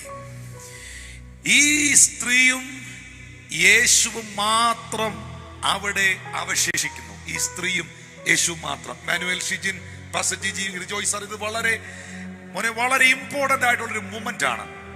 ഈ സ്ത്രീയും കർത്താവും മാത്രം. ഈ സമയത്ത് യേശു നിവർന്ന് ആ സ്ത്രീയോട് ചോദിക്കുന്നു, സ്ത്രീയെ, അവരെവിടെ? നിന്നെ കല്ലെറിയാൻ വന്നവർ എവിടെ? ഒരു പേപ്പട്ടിയെ പോലെ നിന്നെ ഓടിച്ചു കൊണ്ടുവന്നവർ എവിടെ? തെറ്റു ചെയ്ത നിന്നെ, തെറ്റുകാരിയായ നിന്നെ എന്റെ മുമ്പിൽ നിർത്തി തെറ്റ് ചെയ്യാത്ത എന്നെ കൊടുക്കാനായിരുന്നു അവരുടെ പദ്ധതി എന്ന് എനിക്ക് മനസ്സിലായി. പക്ഷേ എന്റെ ക്വസ്റ്റ്യൻ, നിന്നെ എറിയാൻ വന്നവർ ഇപ്പോൾ എവിടെ? ആരും നിനക്ക് ശിക്ഷ വിധിച്ചില്ലയോ? കുറ്റം കണ്ടുപിടിക്കുന്ന ലോകത്തിൽ, എന്ത് നന്മ ചെയ്താലും കുറ്റം മാത്രം കണ്ടുപിടിക്കുന്ന സമൂഹത്തിൽ, എങ്ങനെയും മറ്റൊരുവനെ കുറ്റപ്പെടുത്തുവാൻ നോക്കിയിരിക്കുന്ന സമൂഹത്തിൽ നിന്നെ ആരും ശിക്ഷ വിധിച്ചില്ലയോ? നിനക്കാരും ശിക്ഷ തന്നില്ലയോ എന്ന് ചോദിച്ചപ്പോൾ ആ സ്ത്രീ പറഞ്ഞൊരു വേർഡുണ്ട്. She said, "No man Lord, no man Lord." ഇല്ല കർത്താവേ എന്നവൾ പറഞ്ഞു. എറിയാൻ കല്ലുമായി വന്ന സ്വയവിശുദ്ധന്മാരായ പരീശ പ്രമാണികൾ യേശുവിനെ അഭിസംബോധന ചെയ്ത പദം ഗുരു, ടീച്ചർ, റാബി. ചുറ്റും നിൽക്കുന്നവർ അഭിസംബോധന ചെയ്ത പദം നീ എന്തു പറയുന്നു? Your opinion. പക്ഷേ സ്വയവിശുദ്ധന്മാർക്ക് അവൻ കേവലം ഒരു അധ്യാപകനായിരുന്നു. ചുറ്റും നിൽക്കുന്നവർക്ക് അവൻ ആരുമല്ലായിരുന്നു. പക്ഷെ പാപിനിയായ സ്ത്രീ ആ കണ്ണയിലേക്ക് നോക്കി വിളിച്ച വിളി കേട്ടോ, കർത്താവേ, നോ മാൻ ലോർഡ്. എല്ലാം തികഞ്ഞവന് അവൻ കേവലം ഒരു അധ്യാപകനാണ്. പക്ഷെ പാപികൾക്ക് അവൻ കർത്താവാണ്. പാപികൾക്ക് അവൻ വീണ്ടെടുപ്പുകാരനാണ്. ഇല്ല കർത്താവേ എന്ന് പറഞ്ഞു, ഞാനും നിനക്ക് ശിക്ഷ വിധിക്കുന്നില്ല. ആ കണ്ടമിനേഷൻ എന്നുള്ള ആ ഭാഗം എനിക്ക് പ്രസംഗിക്കാൻ നേരെയല്ല കേട്ടോ. ഞാനും നിന്നെ കുറ്റം വിധിക്കുന്നില്ല. നീ ജനിച്ച സാഹചര്യങ്ങൾ നിന്നെ കുറ്റം വിധിക്കുമ്പോൾ, നിന്നെ വളർത്തിയ മാതാപിതാക്കൾ നിന്നെ കുറ്റം വിധിക്കുമ്പോൾ, നിന്നെ പഠിപ്പിച്ച അധ്യാപകർ പോലും ഒരു നല്ല വാക്ക് നിന്നോട് പറയാതിരിക്കുമ്പോൾ, എങ്ങോട്ട് ചുറ്റും തിരിഞ്ഞു നോക്കിയാലും ഒരു നല്ല ശബ്ദം കേൾക്കാതെ നിന്റെ മനസ്സ് തകർന്നിരിക്കുമ്പോൾ, ഒരു എൻകറേജ്മെന്റ് വേർഡ് കിട്ടാതെ, ഒരാശ്വാസത്തിന്റെ വാക്കുകൾ കേൾക്കാൻ കഴിയാതെ, നിന്റെ മനസ്സിനെ ഇടിച്ചു കളയാൻ വേണ്ടി മാത്രം ഒരു സമൂഹം നിന്റെ ചുറ്റും നിൽക്കുമ്പോൾ, യേശു പറയുകയാണ്, മോളെ, ശിക്ഷ വിധിക്കുന്ന ഈ സമൂഹത്തിൽ, കുറ്റം കണ്ടുപിടിക്കുന്ന ഈ സമൂഹത്തിൽ ഞാൻ നിന്നെ കുറ്റം വിധിക്കുന്നില്ല, ഞാൻ നിന്നെ ശിക്ഷിക്കുന്നില്ല. ഞാൻ ഈ ഭൂമിയിലേക്ക് വന്നത് നിങ്ങളെ പോലുള്ളവരെ ശിക്ഷിക്കാനല്ല, രക്ഷിക്കാനാണ്. ഞാൻ പാപികളുടെ രക്ഷകനാണ്. ഞാൻ പാപികളുടെ വീണ്ടെടുപ്പുകാരനാണ്. പോക, ഇനി നീ പാപം ചെയ്യരുത്. രണ്ട് കാര്യങ്ങൾ നിങ്ങൾ ശ്രദ്ധിച്ചോ. യേശു ആരാണ്? കൃപയ്ക്കുമേൽ കൃപ. ആ കൃപ എന്ത് ചെയ്തു? പാപിയെ രക്ഷിച്ചു. ആ കൃപ എന്ത് ചെയ്തു? ശിക്ഷാവിധിയിൽ നിന്ന് നമ്മളെ വീണ്ടെടുത്തു. പക്ഷേ അവൻ കൃപ മാത്രമല്ല, അവൻ സത്യവും കൂടെ ആയതുകൊണ്ട് കൂട്ടത്തിൽ ഒരു കാര്യവും കൂടെ പറഞ്ഞേൽപ്പിച്ചു, ഇനി നീ പാപം ചെയ്യരുത്. അപ്പോൾ ദൈവത്തിന്റെ കൃപ നമ്മെ വിടുവിക്കുന്നു, ദൈവത്തിന്റെ കൃപ നമ്മെ രക്ഷിക്കുന്നു, ദൈവത്തിന്റെ കൃപ നമ്മെ സഹായിക്കുന്നു. പക്ഷേ അവന്റെ ശക്തി, അവന്റെ ആത്മാവ്, അവന്റെ വചനം നമ്മളോട് ആവശ്യപ്പെടുന്നു, ഇനി പക്ഷേ നീ പഴയ വഴിയിലേക്ക് പോകരുത്. In John 1:16 we read, from his fullness we have received grace upon grace. And verse 17 says, law was given by Moses, but grace and truth came by Jesus Christ. When you look around, you find people preaching grace, and they say that grace is a license to sin. But we find here grace and truth are clubbed together. It goes together. It's not that it's grace for a sinner, it's also truth. Grace helps the sinner to overcome, to stop sinning. Grace is not a license to sin, but it is to empower in our weakness that we may come out of our problems. That's why in Isaiah 40:29 we read, he gives power to the weak, and to those who have no might he increases strength. And the best example which may illustrate this point is in John chapter 8, a very familiar passage. In 8:1 onward, you can find a great problem happening. Jesus Christ is sitting inside the temple. In the temple premises, you find many people gathered. They are speaking to Jesus, and Jesus is speaking to them. And as the pastor said, a church or a temple of God is a place where you find and experience God's power, and you experience God. And in such a situation, Jesus is speaking to them, and they are getting answers for their queries. And it is in such a situation, these hypocrites, these self-righteous people bring a woman caught in adultery, and they take up the Torah, and they said that this woman should be stoned. And it's a very tense situation. They actually planned for a long time to have this kind of an event to happen, and they were planning to entrap Jesus. And what's the trap here? If Jesus says that stone her, then they will say that he preached a grace gospel. He preached that I came to save the lost sinners. And if now he is actually acting against what he preached, that is the first stance. In the second stance, if Jesus says that do not stone her, then these people will take up the Torah and says he is actually against the Torah. He is a false teacher. In both way, Jesus is entrapped. In both way, this is or no question. And Jesus, if he says any of the answers, if he says yes, he is in problem. If he says no, he is in problem. But you know what? Jesus Christ, the Son of God, he gave an answer which these people have never dreamed. You know what he said? Stone, you can stone her, but who has no sin, you can stone her first. And having this answer coming out of Jesus' mouth, these people left the scene, and you can find Jesus and the women are alone standing there. In such a scene, Jesus looks up and ask a question. Where are they? Where are your accusers? They were actually trying to take your life and trying to trap me. Where are those people who were accusing? And has no one condemned you? And she said, no one, Lord. And the pastor says, this answer which the lady gave is the most important aspect of her understanding of who is standing in front of her. Because the people, the self-righteous people who came there, they call him rabbi, they call him teacher. But here, this girl, this woman is calling the Jesus Christ as Lord. You are no longer a teacher. You are not just a person who teaches the law, but you are my Lord. And the pastor says that and here Jesus responds, neither do I condemn you. Maybe as the pastor said, you are also in such a situation of total condemnation at your home, at your family, at your school, at your workplace, wherever you are not able to hear any sort of encouraging words, but people around are condemning you. In the midst of all those condemnations, the Lord says to you, I am grace. I don't condemn you. And and he encourages her. And here, as we come toward the end of this passage, what happens is that out of the problem, out of the sin, the Lord redeems her. Jesus Christ redeems her through his grace, and in his truth he says, sin no more. Yes. Jesus Christ is not just grace, he is truth also. He is not only the person who delivers from your problems, but also gives you power to live a holy life. So take this word as a comprehensive one.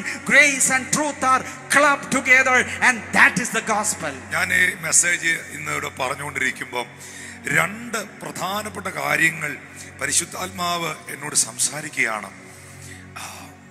രണ്ട് പ്രധാനപ്പെട്ട കാര്യങ്ങൾ. അവിടെ ഈ സഹോദരി, കർത്താവ് അവളോട് ചോദിക്കുന്നു, നിന്നെ എറിയാൻ വന്നവരെവിടെ? ശരിക്കും അവൾ ചുറ്റും ഒന്ന് നോക്കി. അവൾ നോക്കിയപ്പോൾ ഒരു മനുഷ്യനെയും അവൾ കണ്ടില്ല. യേശുവിനെ അല്ലാതെ അവൾ മറ്റാരെയും അവിടെ കണ്ടില്ല. അവിടെ എഴുതിയിട്ടുണ്ട്, യേശുവിനെ അല്ലാതെ മറ്റാരെയും അവൾ കണ്ടില്ല. പ്രിയപ്പെട്ടവരെ, അവൾ ചുറ്റും നോക്കുമ്പോൾ യേശുവിനെ അല്ലാതെ വേറെ ആരെയും അവൾക്ക് കാണാൻ കഴിയാത്ത ആ സിറ്റുവേഷൻ ആണ് that moment is the moment of salvation. ഞാൻ ചുറ്റും നോക്കുമ്പോൾ എന്റെ പാരമ്പര്യം എനിക്ക് കാണാൻ കഴിയുന്നില്ല, എനിക്ക് യേശുവിനെ മാത്രമേ കാണാൻ കഴിയുന്നുള്ളൂ. ഞാൻ ചുറ്റും നോക്കുമ്പോൾ എന്റെ പഴയ സുഹൃത്തുക്കളെ എനിക്ക് കാണാൻ കഴിയുന്നില്ല, യേശുവിനെ മാത്രമേ എനിക്ക് കാണാൻ കഴിയുന്നുള്ളൂ. ആ സമയത്തല്ലേ നമ്മൾ പറഞ്ഞേ, കർത്താവേ, എന്റെ ജീവിതം ഞാൻ അങ്ങയ്ക്ക് വേണ്ടി തരുകയാണപ്പാ എന്ന്. ആ സമയത്തല്ലേ നമ്മൾ പറഞ്ഞേ, അപ്പാ, എന്റെ ലൈഫ് ഞാൻ നിനക്ക് വേണ്ടി തരികയാണെന്ന്. That is very important. ഞാൻ ഒന്നും കൂടെ നിങ്ങൾക്കത് പറഞ്ഞ് മനസ്സിലാക്കി തരാം. നമ്മളൊരു മീറ്റിങ്ങിന് ചെന്നിരുന്നപ്പം, നമ്മളൊരു സുവിശേഷം കേട്ടപ്പം, നമ്മൾ ദൈവത്തിന്റെ വചനം കേട്ടപ്പം, നമ്മൾ പാരമ്പര്യത്തിൽ ജീവിച്ചവരാണ്, നമ്മൾ ലോകപ്രകാരം ജീവിച്ചവരാണ്, നമ്മുടെ കുടുംബത്തിൽ മറ്റു പലരുമുണ്ട്. പക്ഷെ ആ പ്രത്യേക സന്ദർഭത്തിൽ, ആ പ്രത്യേകമായ മൂമെന്റിൽ, നാം മുന്നോട്ട് പോകുന്ന ആ മൂമെന്റിൽ, ഹല്ലേലൂയ, ദൈവത്തിന്റെ വചനം കേട്ടതായ സമയത്ത് ശരിക്കും പറഞ്ഞാൽ അപ്പനെ നമുക്ക് കാണാൻ പറ്റിയില്ല, അമ്മയെ നമുക്ക് കാണാൻ പറ്റിയില്ല, പഴയ പള്ളിയും പാരമ്പര്യവും ഒന്നും നമുക്ക് ഓർക്കാൻ പറ്റിയില്ല, കൂട്ടുകാരെയും കുടുംബക്കാരെയും കുറിച്ചൊന്നുമുള്ള ഒരു ചിന്തയും മനസ്സിൽ വന്നില്ല. ആ മൊമെന്റിൽ യേശു മാത്രം നമ്മുടെ അകത്തിങ്ങനെ നിറഞ്ഞു നിന്നു. അപ്പൊ നമ്മൾ പറഞ്ഞു, കർത്താവേ, ഇനി ഒരു ലൈഫ് ഉണ്ടെങ്കിൽ അത് ഞാൻ നിനക്ക് തരികയാണ്, ഇനി ഒരു ജീവിതം ഉണ്ടെങ്കിൽ അത് ഞാൻ നിനക്കായി സമർപ്പിക്കുകയാണ്. ഇതാണ് അവിടെ സംഭവിച്ചത്. അവൾ ചുറ്റും നോക്കുമ്പോൾ വേറെ ഒന്നും അവൾക്ക് കാണാനില്ല, യേശുവിനെ മാത്രം കാണുന്നു. സെക്കൻഡ് തിങ്, രണ്ടാമതായി, രക്ഷകനെ അവൾക്ക് കണ്ടെത്താൻ കഴിഞ്ഞു. പാപവിമോചനം അവൾക്ക് ലഭിച്ചു, വിടുതൽ അവൾക്ക് ലഭിച്ചു. ഞാനൊരു സത്യം പറയട്ടെ, ഈ ലോകത്തിലെ ആർക്കും കൊടുക്കാൻ കഴിയാത്ത രക്ഷ, സാൽവേഷൻ, അതവൾക്ക് ലഭിച്ചു. ഈ സ്ത്രീയെ ഒന്ന് മാറ്റി നിർത്തിയിട്ട്, ഈ പാപിനിയായ സ്ത്രീയെ ഒന്ന് മാറ്റി നിർത്തിയിട്ട് ഞാനത് ചോദിക്കുകയാണ്, സഹോദരി, ഈ രക്ഷ നിനക്ക് എങ്ങനെ കിട്ടി? അതിന്റെ കാരണക്കാരാരാണ്? കാരണം യേശുവാണ്, റീസൺ യേശുവാണ്. പക്ഷെ കാരണക്കാരാരാണ്? നിനക്ക് വലിയൊരു വിടുതൽ കിട്ടിയല്ലോ, നിന്റെ ലൈഫ് കംപ്ലീറ്റ് ട്രാൻസ്ഫോം ആയല്ലോ, ഒരു പുതിയ ജീവിതം നിനക്കുണ്ടായല്ലോ. അതിന്റെ കാരണക്കാരാരാണ്? ആ സഹോദരി ചോദിച്ചാൽ ആ സഹോദരി പറയും, എൻ്റെ പൊന്നു ബ്രദറെ, എൻ്റെ പാസ്റ്ററെ, അത് വായിച്ചിട്ട് മനസ്സിലായില്ലേ? എന്നെ എറിയാൻ കല്ലും എടുത്ത് കൈ പിടിച്ചോണ്ട് എന്നെ ഓടിച്ചവർ, എൻ്റെ ശത്രുക്കൾ, എൻ്റെ പ്രതിസന്ധികൾ, എൻ്റെ തോൽവികൾ, എൻ്റെ തകർച്ചകൾ, എൻ്റെ വെല്ലുവിളികൾ, ആ എറിയാൻ കല്ലുമായിട്ട് എന്നെ ഓടിച്ചവരല്ലേ ഓടിച്ചെന്നെ യേശുവിന്റെ അടുക്കൽ കൊണ്ടുവന്നേ? എൻ്റെ പ്രതിസന്ധിയല്ലേ എന്നെ കർത്താവിന്റെ മുമ്പിൽ എത്തിച്ചേ? എൻ്റെ വെല്ലുവിളിയല്ലേ എന്നെ യേശുവിന്റെ മുമ്പിൽ എത്തിച്ചേ? എൻ്റെ ജീവിതത്തിലെ തകർച്ചകളും പാപങ്ങളും അല്ലേ ഈ യേശുവിനെ കാണാനുള്ള അവസരം എനിക്ക് തന്നത്? അങ്ങനാണെങ്കിൽ എല്ലാ തോൽവികൾക്കും നന്ദി, നിന്റെ മുഖം കാണുവാൻ അത് നിമിത്തമായി. എല്ലാ പരാജയങ്ങൾക്കും നന്ദി, നിന്നെ അടുത്തറിയാൻ അത് കാരണമായി. എത്ര പേർ ഇന്ന് പകൽ പറയും, എൻ്റെ കർത്താവേ, എല്ലാ തോൽവികൾക്കും നന്ദി, എല്ലാ പരാജയങ്ങൾക്കും നന്ദി, എല്ലാ പ്രതിസന്ധികൾക്കും നന്ദി. നിന്റെ മുഖം കാണാൻ അത് നിമിത്തമായി. എല്ലാ കണ്ണുനീരിനും നന്ദി അപ്പ. നിന്റെ സാന്നിധ്യം അറിയാൻ അത് ഇടയാ. എല്ലാ തോൽവികൾക്കും നാഥാ നന്ദി. നിന്റെ മുഖം കാണുവാൻ അതു നിമിത്തമായി. എല്ലാ കണ്ണുനീരിനും നാഥാ നന്ദി. നിന്റെ സാന്നിധ്യമറിയാൻ ഇടയായി. എല്ലാ തോൽവികൾക്കും നാഥാ നന്ദി. നിന്റെ മുഖം കാണുവാൻ അതു നിമിത്തമായി. എല്ലാ കണ്ണുനീരിനും നാഥാ നന്ദി. നിന്റെ സാന്നിധ്യമറിയാൻ ഇടയായി. താഴ്വരയിൽ മുള്ളുകളിൽ പനിനീർപ്പൂ പോ, ശോധനയിൽ ചൂളയതിൽ പൊന്നുപോലെ, ഉയർച്ചയിലും താഴ്ചയിലും മരണത്തിലും ജീവനിലും, ഉയർച്ചയിലും താഴ്ചയിലും മരണത്തിലും ജീവനിലും നിൻ സാന്നിധ്യം മതി. നാഥാ നിൻ സാന്നിധ്യം മതി. എല്ലാ തോൽവികൾക്കും നാഥാ നന്ദി.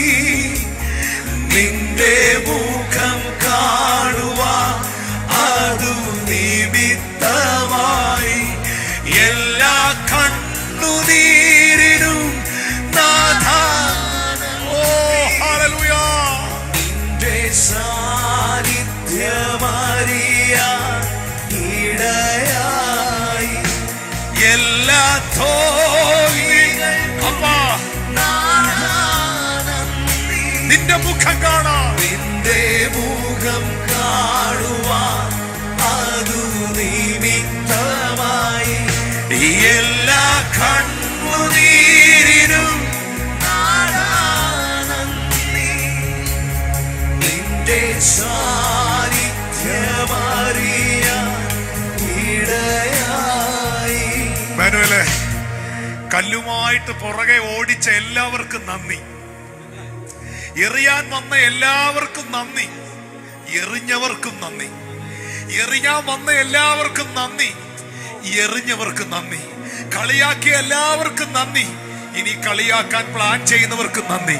ഇതെല്ലാം ഞങ്ങളെ നിത്യതയോട് അടുപ്പിച്ചു. ഇതെല്ലാം ഞങ്ങളെ കർത്താവിന്റെ മുഖം കാണാൻ ഇടയാക്കി.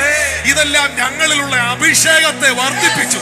ഇതെല്ലാം ഞങ്ങളിലുള്ള ദൈവകൃപയെ വർദ്ധിപ്പിച്ചു. ഓ, കൈകൾ ഉയർത്തി പാടാമോ?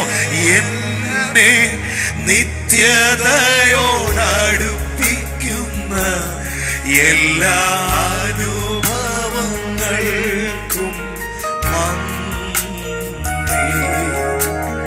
എന്നെ നല്ല ശിഷ്യരാക്കിയിടുന്ന എല്ലാ കുരിശുകൾക്കും ആധാരം. എല്ലാ തോൽവികൾക്കും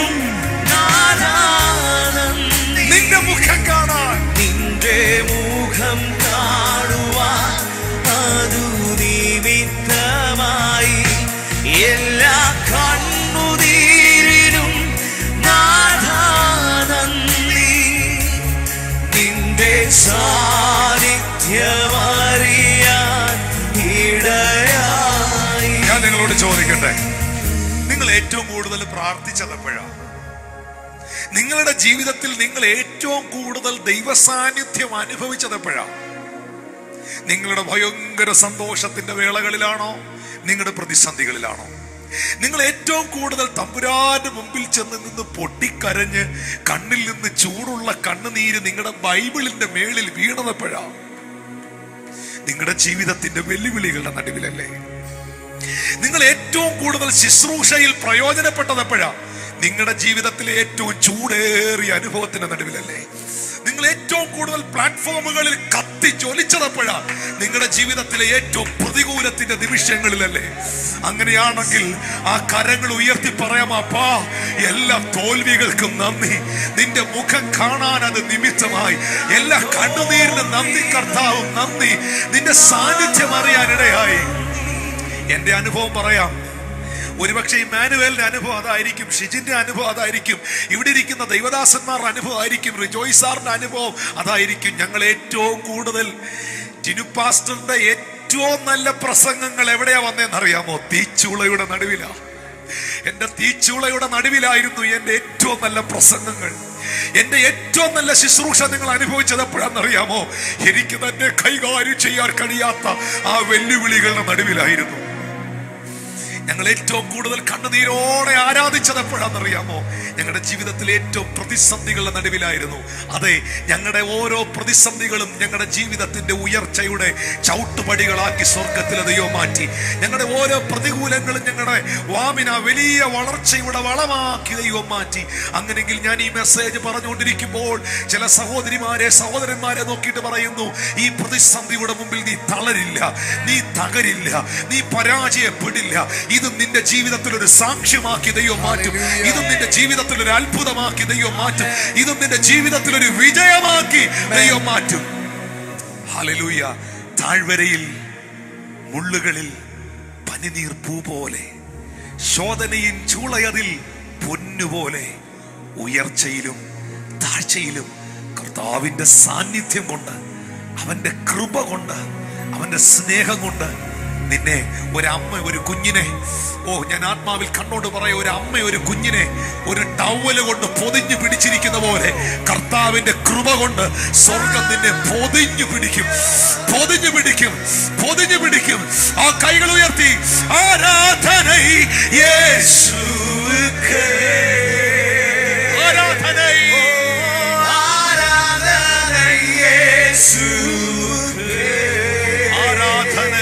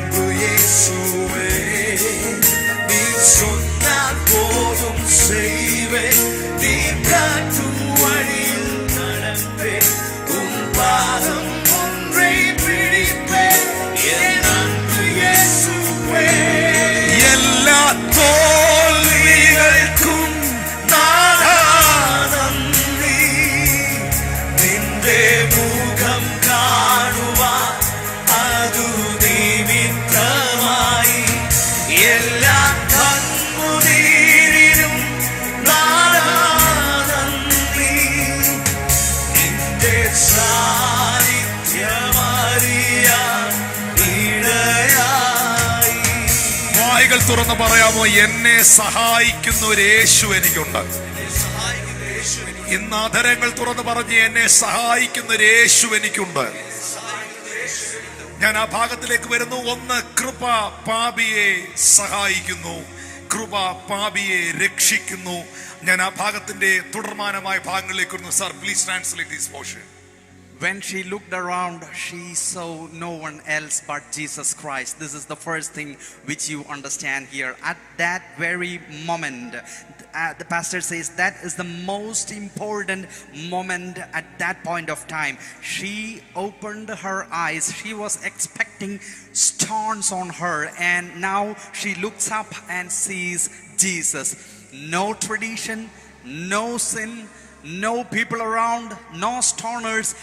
She sees only Jesus. That is the most precious moment of salvation she experienced in her life. And in your life too, you experienced the salvation. You were in that meeting, hearing that message. You saw only Jesus Christ in front of you, and no one was there, not your families, not the traditions, not that big churches and buildings, not the traditions which your forefathers followed. You just saw Jesus, and you gave your life to Jesus and said, Jesus Christ, be my God and Savior. And Jesus Christ became your Lord and Savior. That was the moment she had. That was the moment you too had in your life. You and Jesus Christ alone. That is the salvation moment. Second thing, if you ask this woman, how did you receive the salvation? How you came to Jesus? The simple answer is, it's all these accusers, it's all these problems, it's all these sinners. These people with stones chased me to the feet of Jesus, and I was able to experience this great privilege of salvation just because of the accusers, just because of the people who had stones in their hands.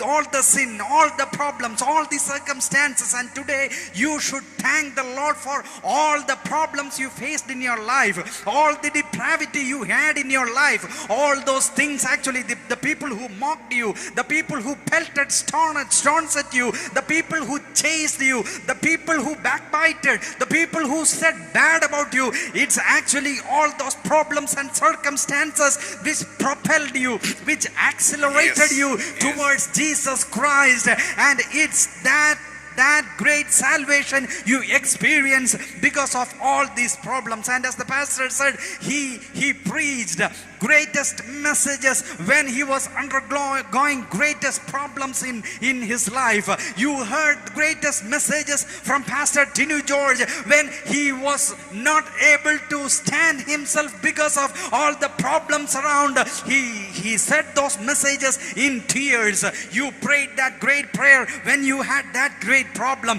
You were anointed with the Holy Spirit, and in your room you experienced that power when you had that great problem. So today, as we sang along with the brothers, that in that great problems we experience the power of God, we saw the grace of God, we saw the face of God. Today that problems actually propelled you toward Jesus Christ, and thank the Lord for that. എബ്രായർക്കെഴുതിയ ലേഖനം 4-ാം അധ്യായം 14-15 വാക്യങ്ങൾ നിങ്ങൾ ശ്രദ്ധിക്കുമ്പോൾ അവിടെ രേഖപ്പെടുത്തിയിരിക്കുന്നു, ആകയാൽ ദൈവപുത്രനായ യേശു ആകാശത്തിൽ കൂടി കടന്നുപോയൊരു ശ്രേഷ്ഠ മഹാപുരോഹിതനായി നമുക്കുള്ളത് കൊണ്ട്. പസജിജി ഒന്ന് വായിക്കാം ആ ഭാഗം.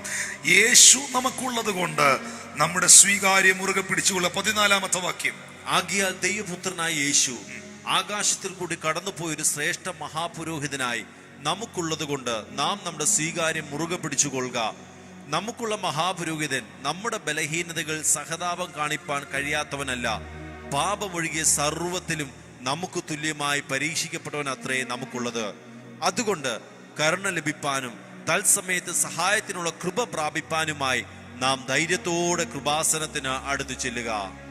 ഒരു നിമിഷം നിങ്ങൾ വളരെ ഗൗരവമായി ഈ ഭാഗം ദയവായി ശ്രദ്ധിക്കണമേ. ആകയാൽ ദൈവപുത്രനായ യേശു ആകാശത്തിൽ കൂടി കടന്നു പോയ ഒരു ശ്രേഷ്ഠ മഹാപുരോഹിതനായി നമുക്കുള്ളത് കൊണ്ട് എല്ലാവരും ഒന്ന് പറഞ്ഞ്, യേശു എനിക്ക് ഉള്ളത് കൊണ്ട്, യേശു എൻ്റെ കുടുംബത്തിന് ഉള്ളത് കൊണ്ട്, യേശു എൻ്റെ കുഞ്ഞുങ്ങളിൽ ഉള്ളത് കൊണ്ട്, യേശു എൻ്റെ സഭയിൽ ഉള്ളത് കൊണ്ട്, യേശു എൻ്റെ സമസ്ത മേഖലകളിലും ഉള്ളത് കൊണ്ട് ആ സ്വീകാര്യം മുറുകെ പിടിച്ചുകൊള്ളുക. എന്താണ് നമുക്ക് സ്വന്തമെന്ന് പറയാനുള്ളത്? യേശു നമുക്ക് ഉള്ളത് കൊണ്ട്, യേശു എനിക്ക് ഉള്ളത് കൊണ്ട്.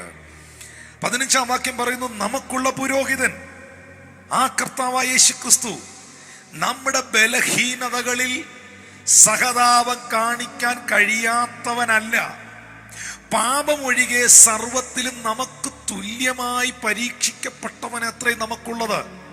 ഞാൻ ഈ 15-ാമത്തെ വാക്യത്തെ 3-4 വാക്യങ്ങളുണ്ട്. ആ വാക്യത്തെ ഒറ്റ വാക്കാക്കി ഞാൻ മാറ്റട്ടെ. എന്നെ മനസ്സിലാക്കുന്നൊരു ദൈവം എനിക്കുള്ളത് കൊണ്ട്. ഈ 3-4 വാക്കുകളെ ഞാൻ ഒറ്റ വാക്കാക്കുകയാണ്.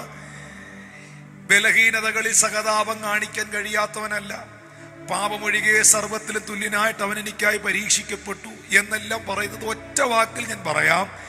എന്നെ അണ്ടർസ്റ്റാൻഡ് ചെയ്യുന്ന, എന്നെ മനസ്സിലാക്കുന്ന ഒരു ദൈവം എനിക്കുള്ളത് കൊണ്ട്.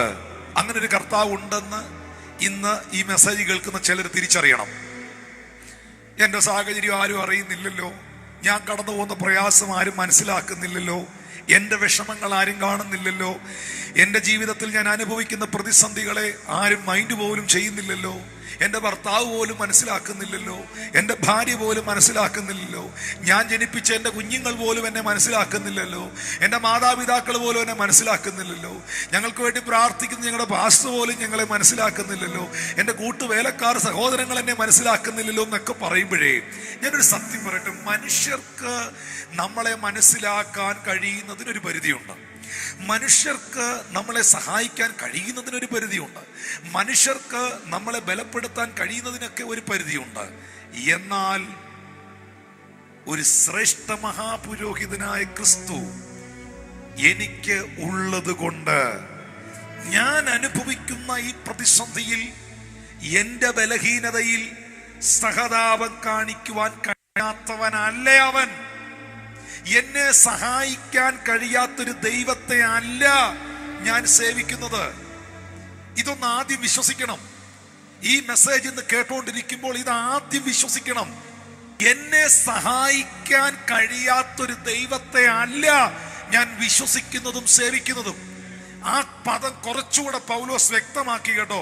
എബ്രായർക്ക് എഴുതിയ ലേഖനം 2-ാം അധ്യായത്തിന്റെ 14 മുതലുള്ള വാക്യങ്ങളിൽ 18-ാമത്തെ വാക്യം മാത്രം ഒന്ന് വായിച്ചാൽ മതി. 2-ന്റെ 18-ാമത്തെ വാക്യം മാത്രം.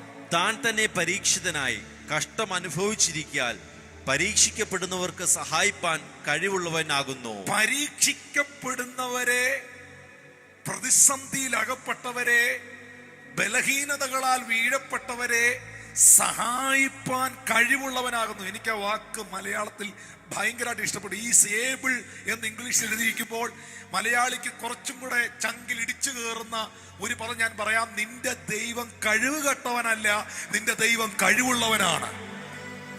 ഹല്ലേലൂയ.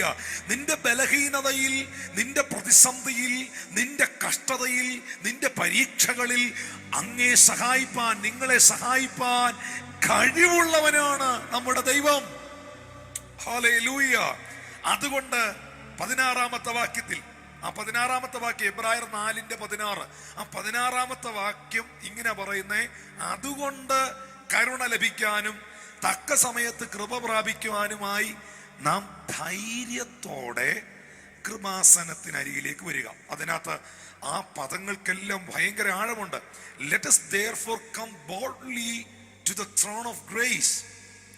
എന്തിനാണ് അവിടെ ധൈര്യത്തോടെ വരാൻ എഴുതിയിരിക്കുന്നത്? ധൈര്യം എന്നൊരു പദം എന്തിനാ അവിടെ എഴുതിയിരിക്കുന്നത്?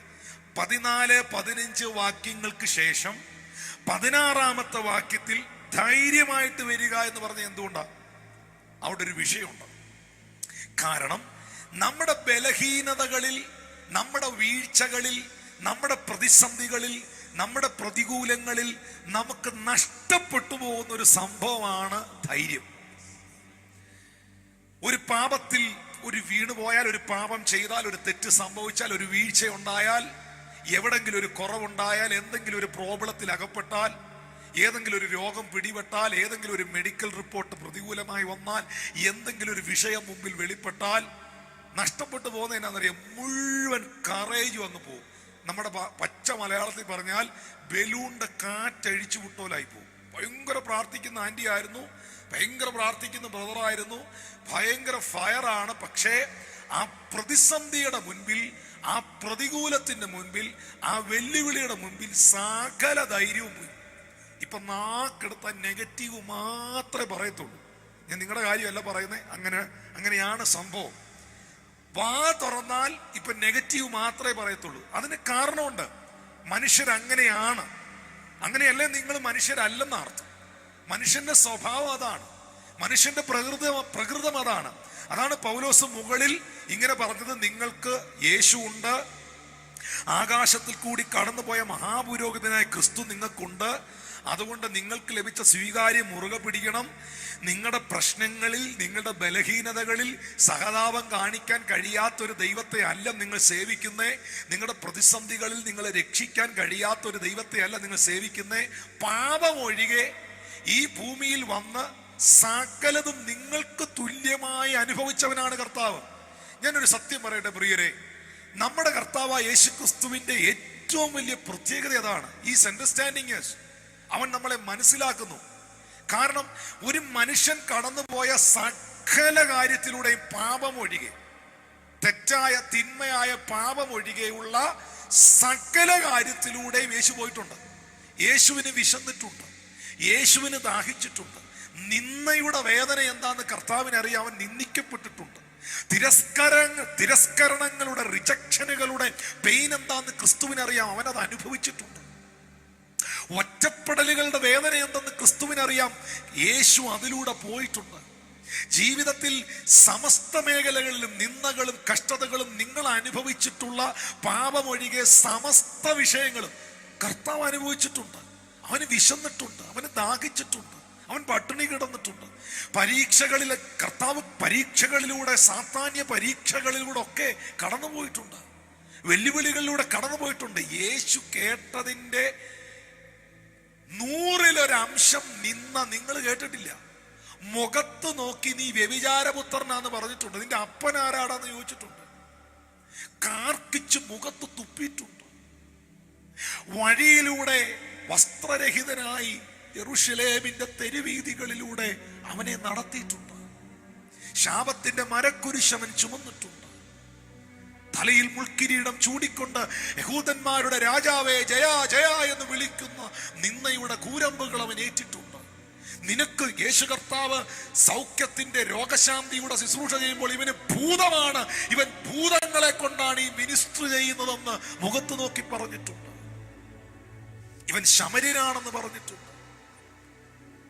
അങ്ങനെ വിവിധ തരത്തിലുള്ള നിന്ദകൾ, കഷ്ടതകൾ യേശു അനുഭവിക്കേണ്ടി വന്നിട്ടുണ്ട്. കൂടെ നടന്ന, ചങ്കോട് അണച്ചു നിർത്തിയ, ഞാൻ നിനക്ക് വേണ്ടി അങ്ങ് ചത്തു കളയുമെന്ന് പറഞ്ഞ പത്രോസ് പോലും യേശുവിനെ തള്ളിപ്പറഞ്ഞിട്ടുണ്ട്. യേശു കടന്നുപോയ അനുഭവങ്ങളിലൂടെ പലരും കടന്നു പോകുന്നുണ്ട്. അതുകൊണ്ട് നിന്ദിക്കപ്പെടുമ്പം കർത്താവെ ഞാനിന്ന് ഭയങ്കരമായിട്ട് ഇൻസൾട്ടായി അപ്പാ എന്ന് പറയുമ്പോൾ അത് യേശുവിന് മനസ്സിലാവും. കർത്താവെ എന്നെ എൻ്റെ കുടുംബത്തിലെ എല്ലാവരെയും കല്യാണത്തിന് വിളിച്ച് കർത്താവെ എന്നെ മാത്രം വിളിച്ചില്ല കർത്താവ്, അവർ മനഃപൂർവ്വമായിട്ട് ഞങ്ങളെ മാത്രം ഒഴിവാക്കി കർത്താവെ. ഇത് നിങ്ങൾ കർത്താവിനോട് എന്ന് പറയുമ്പോൾ ഈ ഒഴിവാക്കൽ സാധനം എന്നാന്ന് യേശുവിനറിയാം. യേശു അത് അനുഭവിച്ചിട്ടുണ്ട്. പാപമൊഴികെ സകലത്തിലും അവൻ നമുക്ക് തുല്യനായി കടന്നു പോയത് കൊണ്ട് നിങ്ങൾ അവന്റെ സന്നിധി ചെന്ന് നിന്ന് അപ്പാ എന്ന് വിളിച്ച കണ്ണീന്ന് കണ്ണുനീരൊഴുകുമ്പോൾ തന്നെ കർത്താവിന് മനസ്സിലായി, മക്കളെ നിങ്ങൾ പോകുന്ന റൂട്ട്. അതുകൊണ്ടാ പൗലോസ് പറഞ്ഞ, അതുകൊണ്ട് നിങ്ങളെ മനസ്സിലാക്കുന്ന ഒരു ദൈവം നിങ്ങൾക്കുള്ളത് കൊണ്ട്, ആ ദൈവത്തിന് നിങ്ങളെ സഹായിപ്പാൻ കഴിവുള്ളവനായതുകൊണ്ട്, കരുണ ലഭിക്കുവാൻ, തക്ക സമയത്ത് നിങ്ങളെ സഹായിക്കാൻ, കൃപ പ്രാപിക്കാൻ ധൈര്യത്തോടെ എല്ലാ കുറ്റബോധങ്ങളെയും വലിച്ചെറിഞ്ഞുകൊണ്ട്, എല്ലാ നെഗറ്റീവ് തോട്ട്സിനെ വലിച്ചെറിഞ്ഞുകൊണ്ട്, നഷ്ടപ്പെട്ടു പോയ എല്ലാ വിൽ പവറുകളും എല്ലാ ബലവും തിരിച്ചു പിടിച്ചോണ്ട് ധൈര്യത്തോടെ കൃപാസനത്തിനരികിലേക്ക് വാ, കർത്താവിന്റെ അരികിലേക്ക് വാ. സ്വർഗത്തിലെ ദൈവം ഇന്ന് നിന്നെ സഹായിപ്പാൻ ആ കരുണയുടെ കരം നീട്ടുകയാണ്. Hebrews chapter 4 verse 14 to 16. Seeing then that we have a great high priest who has passed through the heavens, Jesus, the Son of God, let us hold fast our confession. And this is a great promise to all of us. We have a great high priest, Jesus Christ. We have Jesus Christ. Personally, you have Jesus Christ. For your family, you have Jesus Christ. For your church, you have Jesus Christ. That is the greatest promise you can ever receive in your life. And I have a God who fully understands me. That's one thing which this verse gives. That is the gist, or in a nutshell, if you want to concise these 3-4 verses, it is that I have a God who fully understands me. You may say that nobody understands me. I have all the challenges. I have all the problems. I have the situations working against me. But my father doesn't understand me. My parents doesn't understand me. My siblings, the people around, my pastor, nobody understands me. Of course, no one can understand you fully because humans are that much limited. But there is someone up there who has no limitations. He will understand you fully. That's what the Bible says. That's what we understand from here. The Lord can understand you to the core, so deeply and fully. And this is explained further in Hebrews chapter 2 verse 14 to 18. He himself has suffered and tempted, and he is able to help us. God is able. That is the message. God is able to understand you because he has undergone all these problems. So having that in mind, come to verse 16 of Hebrews 4. So let us come boldly to the throne of grace. Paul is saying you should come confidently, boldly to the throne of grace, into the presence of the Lord. Why? The pastor says, in all our problems, in all our situations, in all our challenges, the first thing which we lose, the first thing which oozes out of you is the confidence and boldness. You were a great person in the presence of the Lord. You worship so mightily, firebrand. But now what happened was a problem came. Maybe some kind of sickness, some kind of problems at your home, some financial crisis. All of a sudden, everything seemed tumbling down, and the thing which you have lost is your confidence is lost, your boldness is lost, and all of a sudden you begin to say negative words. All of a sudden you say that, oh, I have no one. Oh, God even doesn't take care of me. That kind of a mentality happens. But here Paul says you need to come to the throne of grace boldly.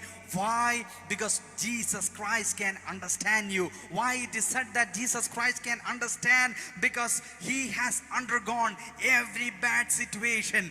Thirst, hunger, rejection, isolation. Even he was told, even people looking at his ministry, they told he is casting out the demons by the power of demon. And that kind of negativity was leveled against his ministry and all the challenges. He was despised.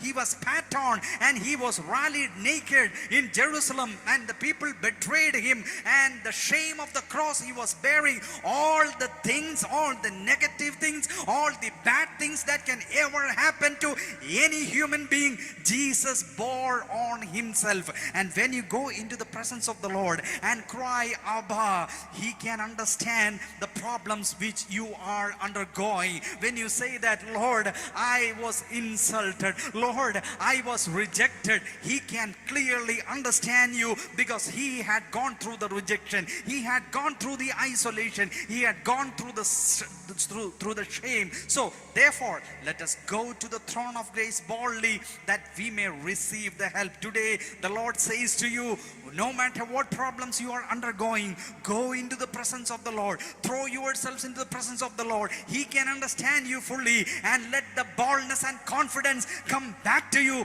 as you are sitting in the presence of the Lord. ഈ സമയം സൂമിൽ എന്നെ കാണുന്നവർ, യൂട്യൂബിൽ എന്നെ കാണുന്നവർ, ഫേസ്ബുക്കിൽ എന്നെ കാണുന്നവർ, ഞാൻ ആ പദം ഒന്നും കൂടെ ആവർത്തിക്കുകയാണ്. ധൈര്യത്തോടെ കൃപാസനത്തിനരികിലേക്ക് വരിക. എവിടേക്കോ നിങ്ങളുടെ മനസ്സ് ഇടിഞ്ഞു പോയിരിക്കുന്നു, എവിടേക്കോ നിങ്ങളുടെ മൈൻഡ് ഇടിഞ്ഞു പോയിരിക്കുന്നു, എവിടേക്കോ നിങ്ങൾ തോൽവി സമ്മതിക്കുന്നു, എവിടേക്കോ നിങ്ങൾ ഗിവപ്പ് ചെയ്യുന്നു, ഇനി വരുന്നിടത്ത് വെച്ച് കാണാം എന്നൊക്കെ ചിന്തിക്കുന്നു. ഇല്ല, ഒരിക്കലും വിട്ടുകൊടുക്കരുത്, ഗിവപ്പ് ചെയ്യരുത്. കർത്താവിന്റെ ആത്മാവ് നിങ്ങളോട് പറയുന്നു, നിങ്ങളത് തിരിച്ചു പിടിക്കും. നിങ്ങളത് തിരിച്ചു പിടിക്കും. അത് തിരിച്ചു പിടിക്കാൻ ആ ശുശ്രൂഷ, ആ ദൈവിക കൃപ, ആ പ്രാർത്ഥനാ ജീവിതം, ആ നന്മ തിരിച്ചു പിടിക്കാൻ യേശുവിന്റെ കൃപ നിങ്ങളെ സഹായിക്കും. ആ വലിയ കരം നിങ്ങളെ സഹായിക്കും. യഹോവയുടെ വലങ്കരം ഉയർന്നിരിക്കുന്നു. യഹോവയുടെ വലങ്കരം വീര്യം പ്രവർത്തിക്കുന്നു. ഇപ്പോ ഈ സന്ദേശം കേട്ടുകൊണ്ടിരിക്കുന്നവരോട് ഞാൻ ഇങ്ങനെ പറയട്ടെ പ്രിയരെ, ആ കർത്താവിന്റെ കൃപ നിങ്ങളെ സഹായിക്കുക മാത്രമല്ല, നിങ്ങളെ സംരക്ഷിക്കുന്ന കൃപയാണ്. അതുകൊണ്ടാണ് മക്കൾ ജഡരക്തങ്ങളോട് കൂടിയവരായതുകൊണ്ട് അവനും നമ്മെ പോലെ ജഡരക്തങ്ങളോട് കൂടിയവനായി മരണത്തിന്റെ അധികാരിയായ പിശാചിനെ തന്റെ മരണത്താൽ നീക്കി ജീവപര്യന്തം മരണഭീതിയിൽ അടിമകളായിരുന്നവ നമ്മെ വിടുവിച്ചു എന്ന് എബ്രായർക്കെഴുതിയ ലേഖനം 2-ാം അധ്യായത്തിന്റെ 14 മുതലുള്ള വാക്യങ്ങളിൽ എഴുതിയിരിക്കുന്നത്. അതിനകത്ത് 18-ാമത്തെ വാക്യം ഇങ്ങനെയാ പറയുന്നത്: താൻ തന്നെ പരീക്ഷിതനായി കഷ്ടം അനുഭവിച്ചിരിക്കുകയാൽ പരീക്ഷിക്കപ്പെടുന്നവരെ സഹായിപ്പാൻ കഴിവുള്ളവൻ ആകുന്നു. ഹല്ലേലൂയ. ഇപ്പോഴോ യാക്കോബേ, ഞാൻ തിരഞ്ഞെടുത്ത ഇസ്രായേലേ, നീ ഭയപ്പെടേണ്ട, ഞാൻ നിന്റെ കൂടെയുണ്ട്. നീ ഭ്രമിച്ചു നോക്കേണ്ട, ഞാൻ നിന്റെ ദൈവമാകുന്നു. ഞാൻ നിന്നെ ശക്തീകരിക്കും, ഞാൻ നിന്നെ സഹായിക്കും. എന്റെ നീതിയുള്ള വലം കൈകൊണ്ട് ഞാൻ നിന്നെ താങ്ങും. പെരുവെള്ളം കവിഞ്ഞു വരുമ്പോൾ അത് നിന്റെ മീതെ ഒഴുകില്ല. തീയിലൂടെ നടന്നാൽ നിന്റെ കാല് വെന്തു പോകില്ല. അഗ്നിജ്വാലയ്ക്ക് നിന്നെ ദഹിപ്പിക്കുവാനും കഴിയുകയില്ല. വെള്ളത്തിന് നിന്നെ മുക്കാൻ കഴിയത്തില്ല. പെരുവെള്ളത്തിന് നിന്റെ മീതെ കവിയാൻ കഴിയത്തില്ല. തീക്ക് നിന്നെ ദഹിപ്പിക്കാൻ കഴിയത്തില്ല. അഗ്നിജ്വാലയ്ക്ക് നിന്നെ തീർക്കാൻ കഴിയത്തില്ല. വെള്ളം ഒരു ചെറിയ വിഷയമായിരിക്കാം, പെരുവെള്ളം ഒരു വലിയ വിഷയമായിരിക്കാം, തീ ഒരു ചെറിയ വിഷയമായിരിക്കാം. അഗ്നിജ്വാലയിലൂടെ നടുവിലൂടെ പോകാന്ന് പറഞ്ഞാൽ അത് വലിയൊരു വിഷയമായിരിക്കാം. നിന്റെ വിഷയം ചെറുതോ വലുതോ ആകട്ടെ, അതിന്റെ വലിപ്പം വളരെ വലുതോ അത് ചെറുതോ ആകട്ടെ, പക്ഷെ കർത്താവിന്റെ പരിശുദ്ധാത്മാവ് താങ്കളോട് പറയുന്നു, ഞാൻ നിന്നെ ശക്തീകരിക്കും, ഞാൻ നിന്നെ സഹായിക്കും.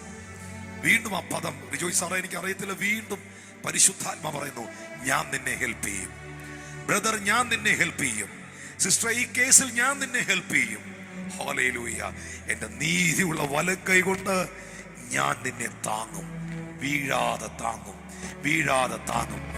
ആ കരങ്ങളെ ഒന്ന് ഉയർത്തിപ്പിടിച്ചേ, അതരങ്ങൾ തുറന്നൊന്ന് പ്രാർത്ഥിക്കാൻ തുടങ്ങി. അതിശക്തമേറിയ ദൈവ സാന്നിധ്യം ഞാൻ ആത്മാവിൽ അനുഭവിക്കുകയാണ്. ആ ശക്തമേറിയ പ്രസൻസ് ഞാൻ ആത്മാവിൽ അനുഭവിക്കുകയാണ്. Thank you precious Holy Ghost, thank you precious Holy ghost.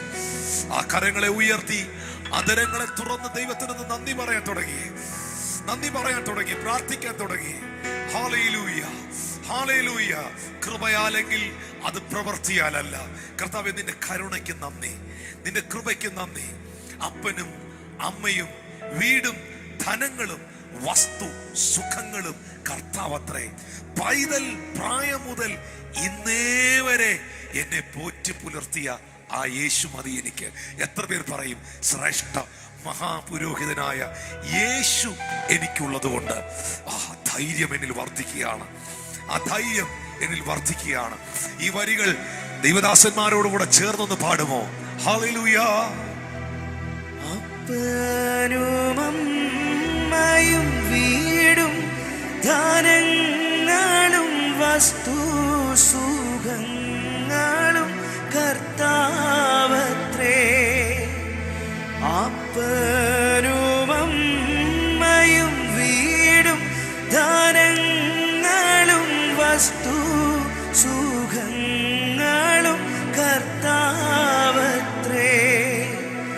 പൈതൽ പ്രായം മുതൽക്കിന്നേ വരെ എന്നെ പോറ്റി പുലർത്തിയ ദൈവം മതി.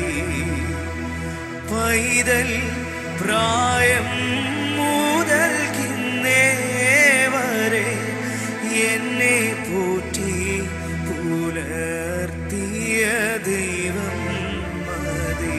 യെശയ്യാവിന്റെ പ്രവചന പുസ്തകം 27-ാം അധ്യായം 3-ാമത്തെ വാക്യം പറയുന്നു, യഹോവയായ ഞാൻ അതിനെ സൂക്ഷിക്കും, ക്ഷണം പ്രതി ഞാൻ അതിനെ നനയ്ക്കും. ആരും അതിനെ തൊടാതിരിക്കേണ്ടതിന് ഞാൻ അതിനെ രാവും പകലും സൂക്ഷിക്കും. ഞാൻ നട്ട മുന്തിരിവള്ളിയെ, ഞാൻ നട്ട മുന്തിരിവള്ളിയെ, എന്റെ സഭയെ, പരിശുദ്ധാത്മ പറയുന്നു, എന്റെ മകനെ, എന്റെ മകളെ, ഞാൻ നിന്നെ സൂക്ഷിക്കും. ഞാൻ നിന്നെ വളരുവാൻ വേണ്ടി നനയ്ക്കും. ആരും നിന്നെ തൊടാതിരിക്കേണ്ടതിന് ഞാൻ നിന്നെ രാവും പകലും സൂക്ഷിക്കും. ആരും സഹായമില്ലെല്ലാവരും പാരിൽ കണ്ടും കാണാതെയും പോകുന്നവർ.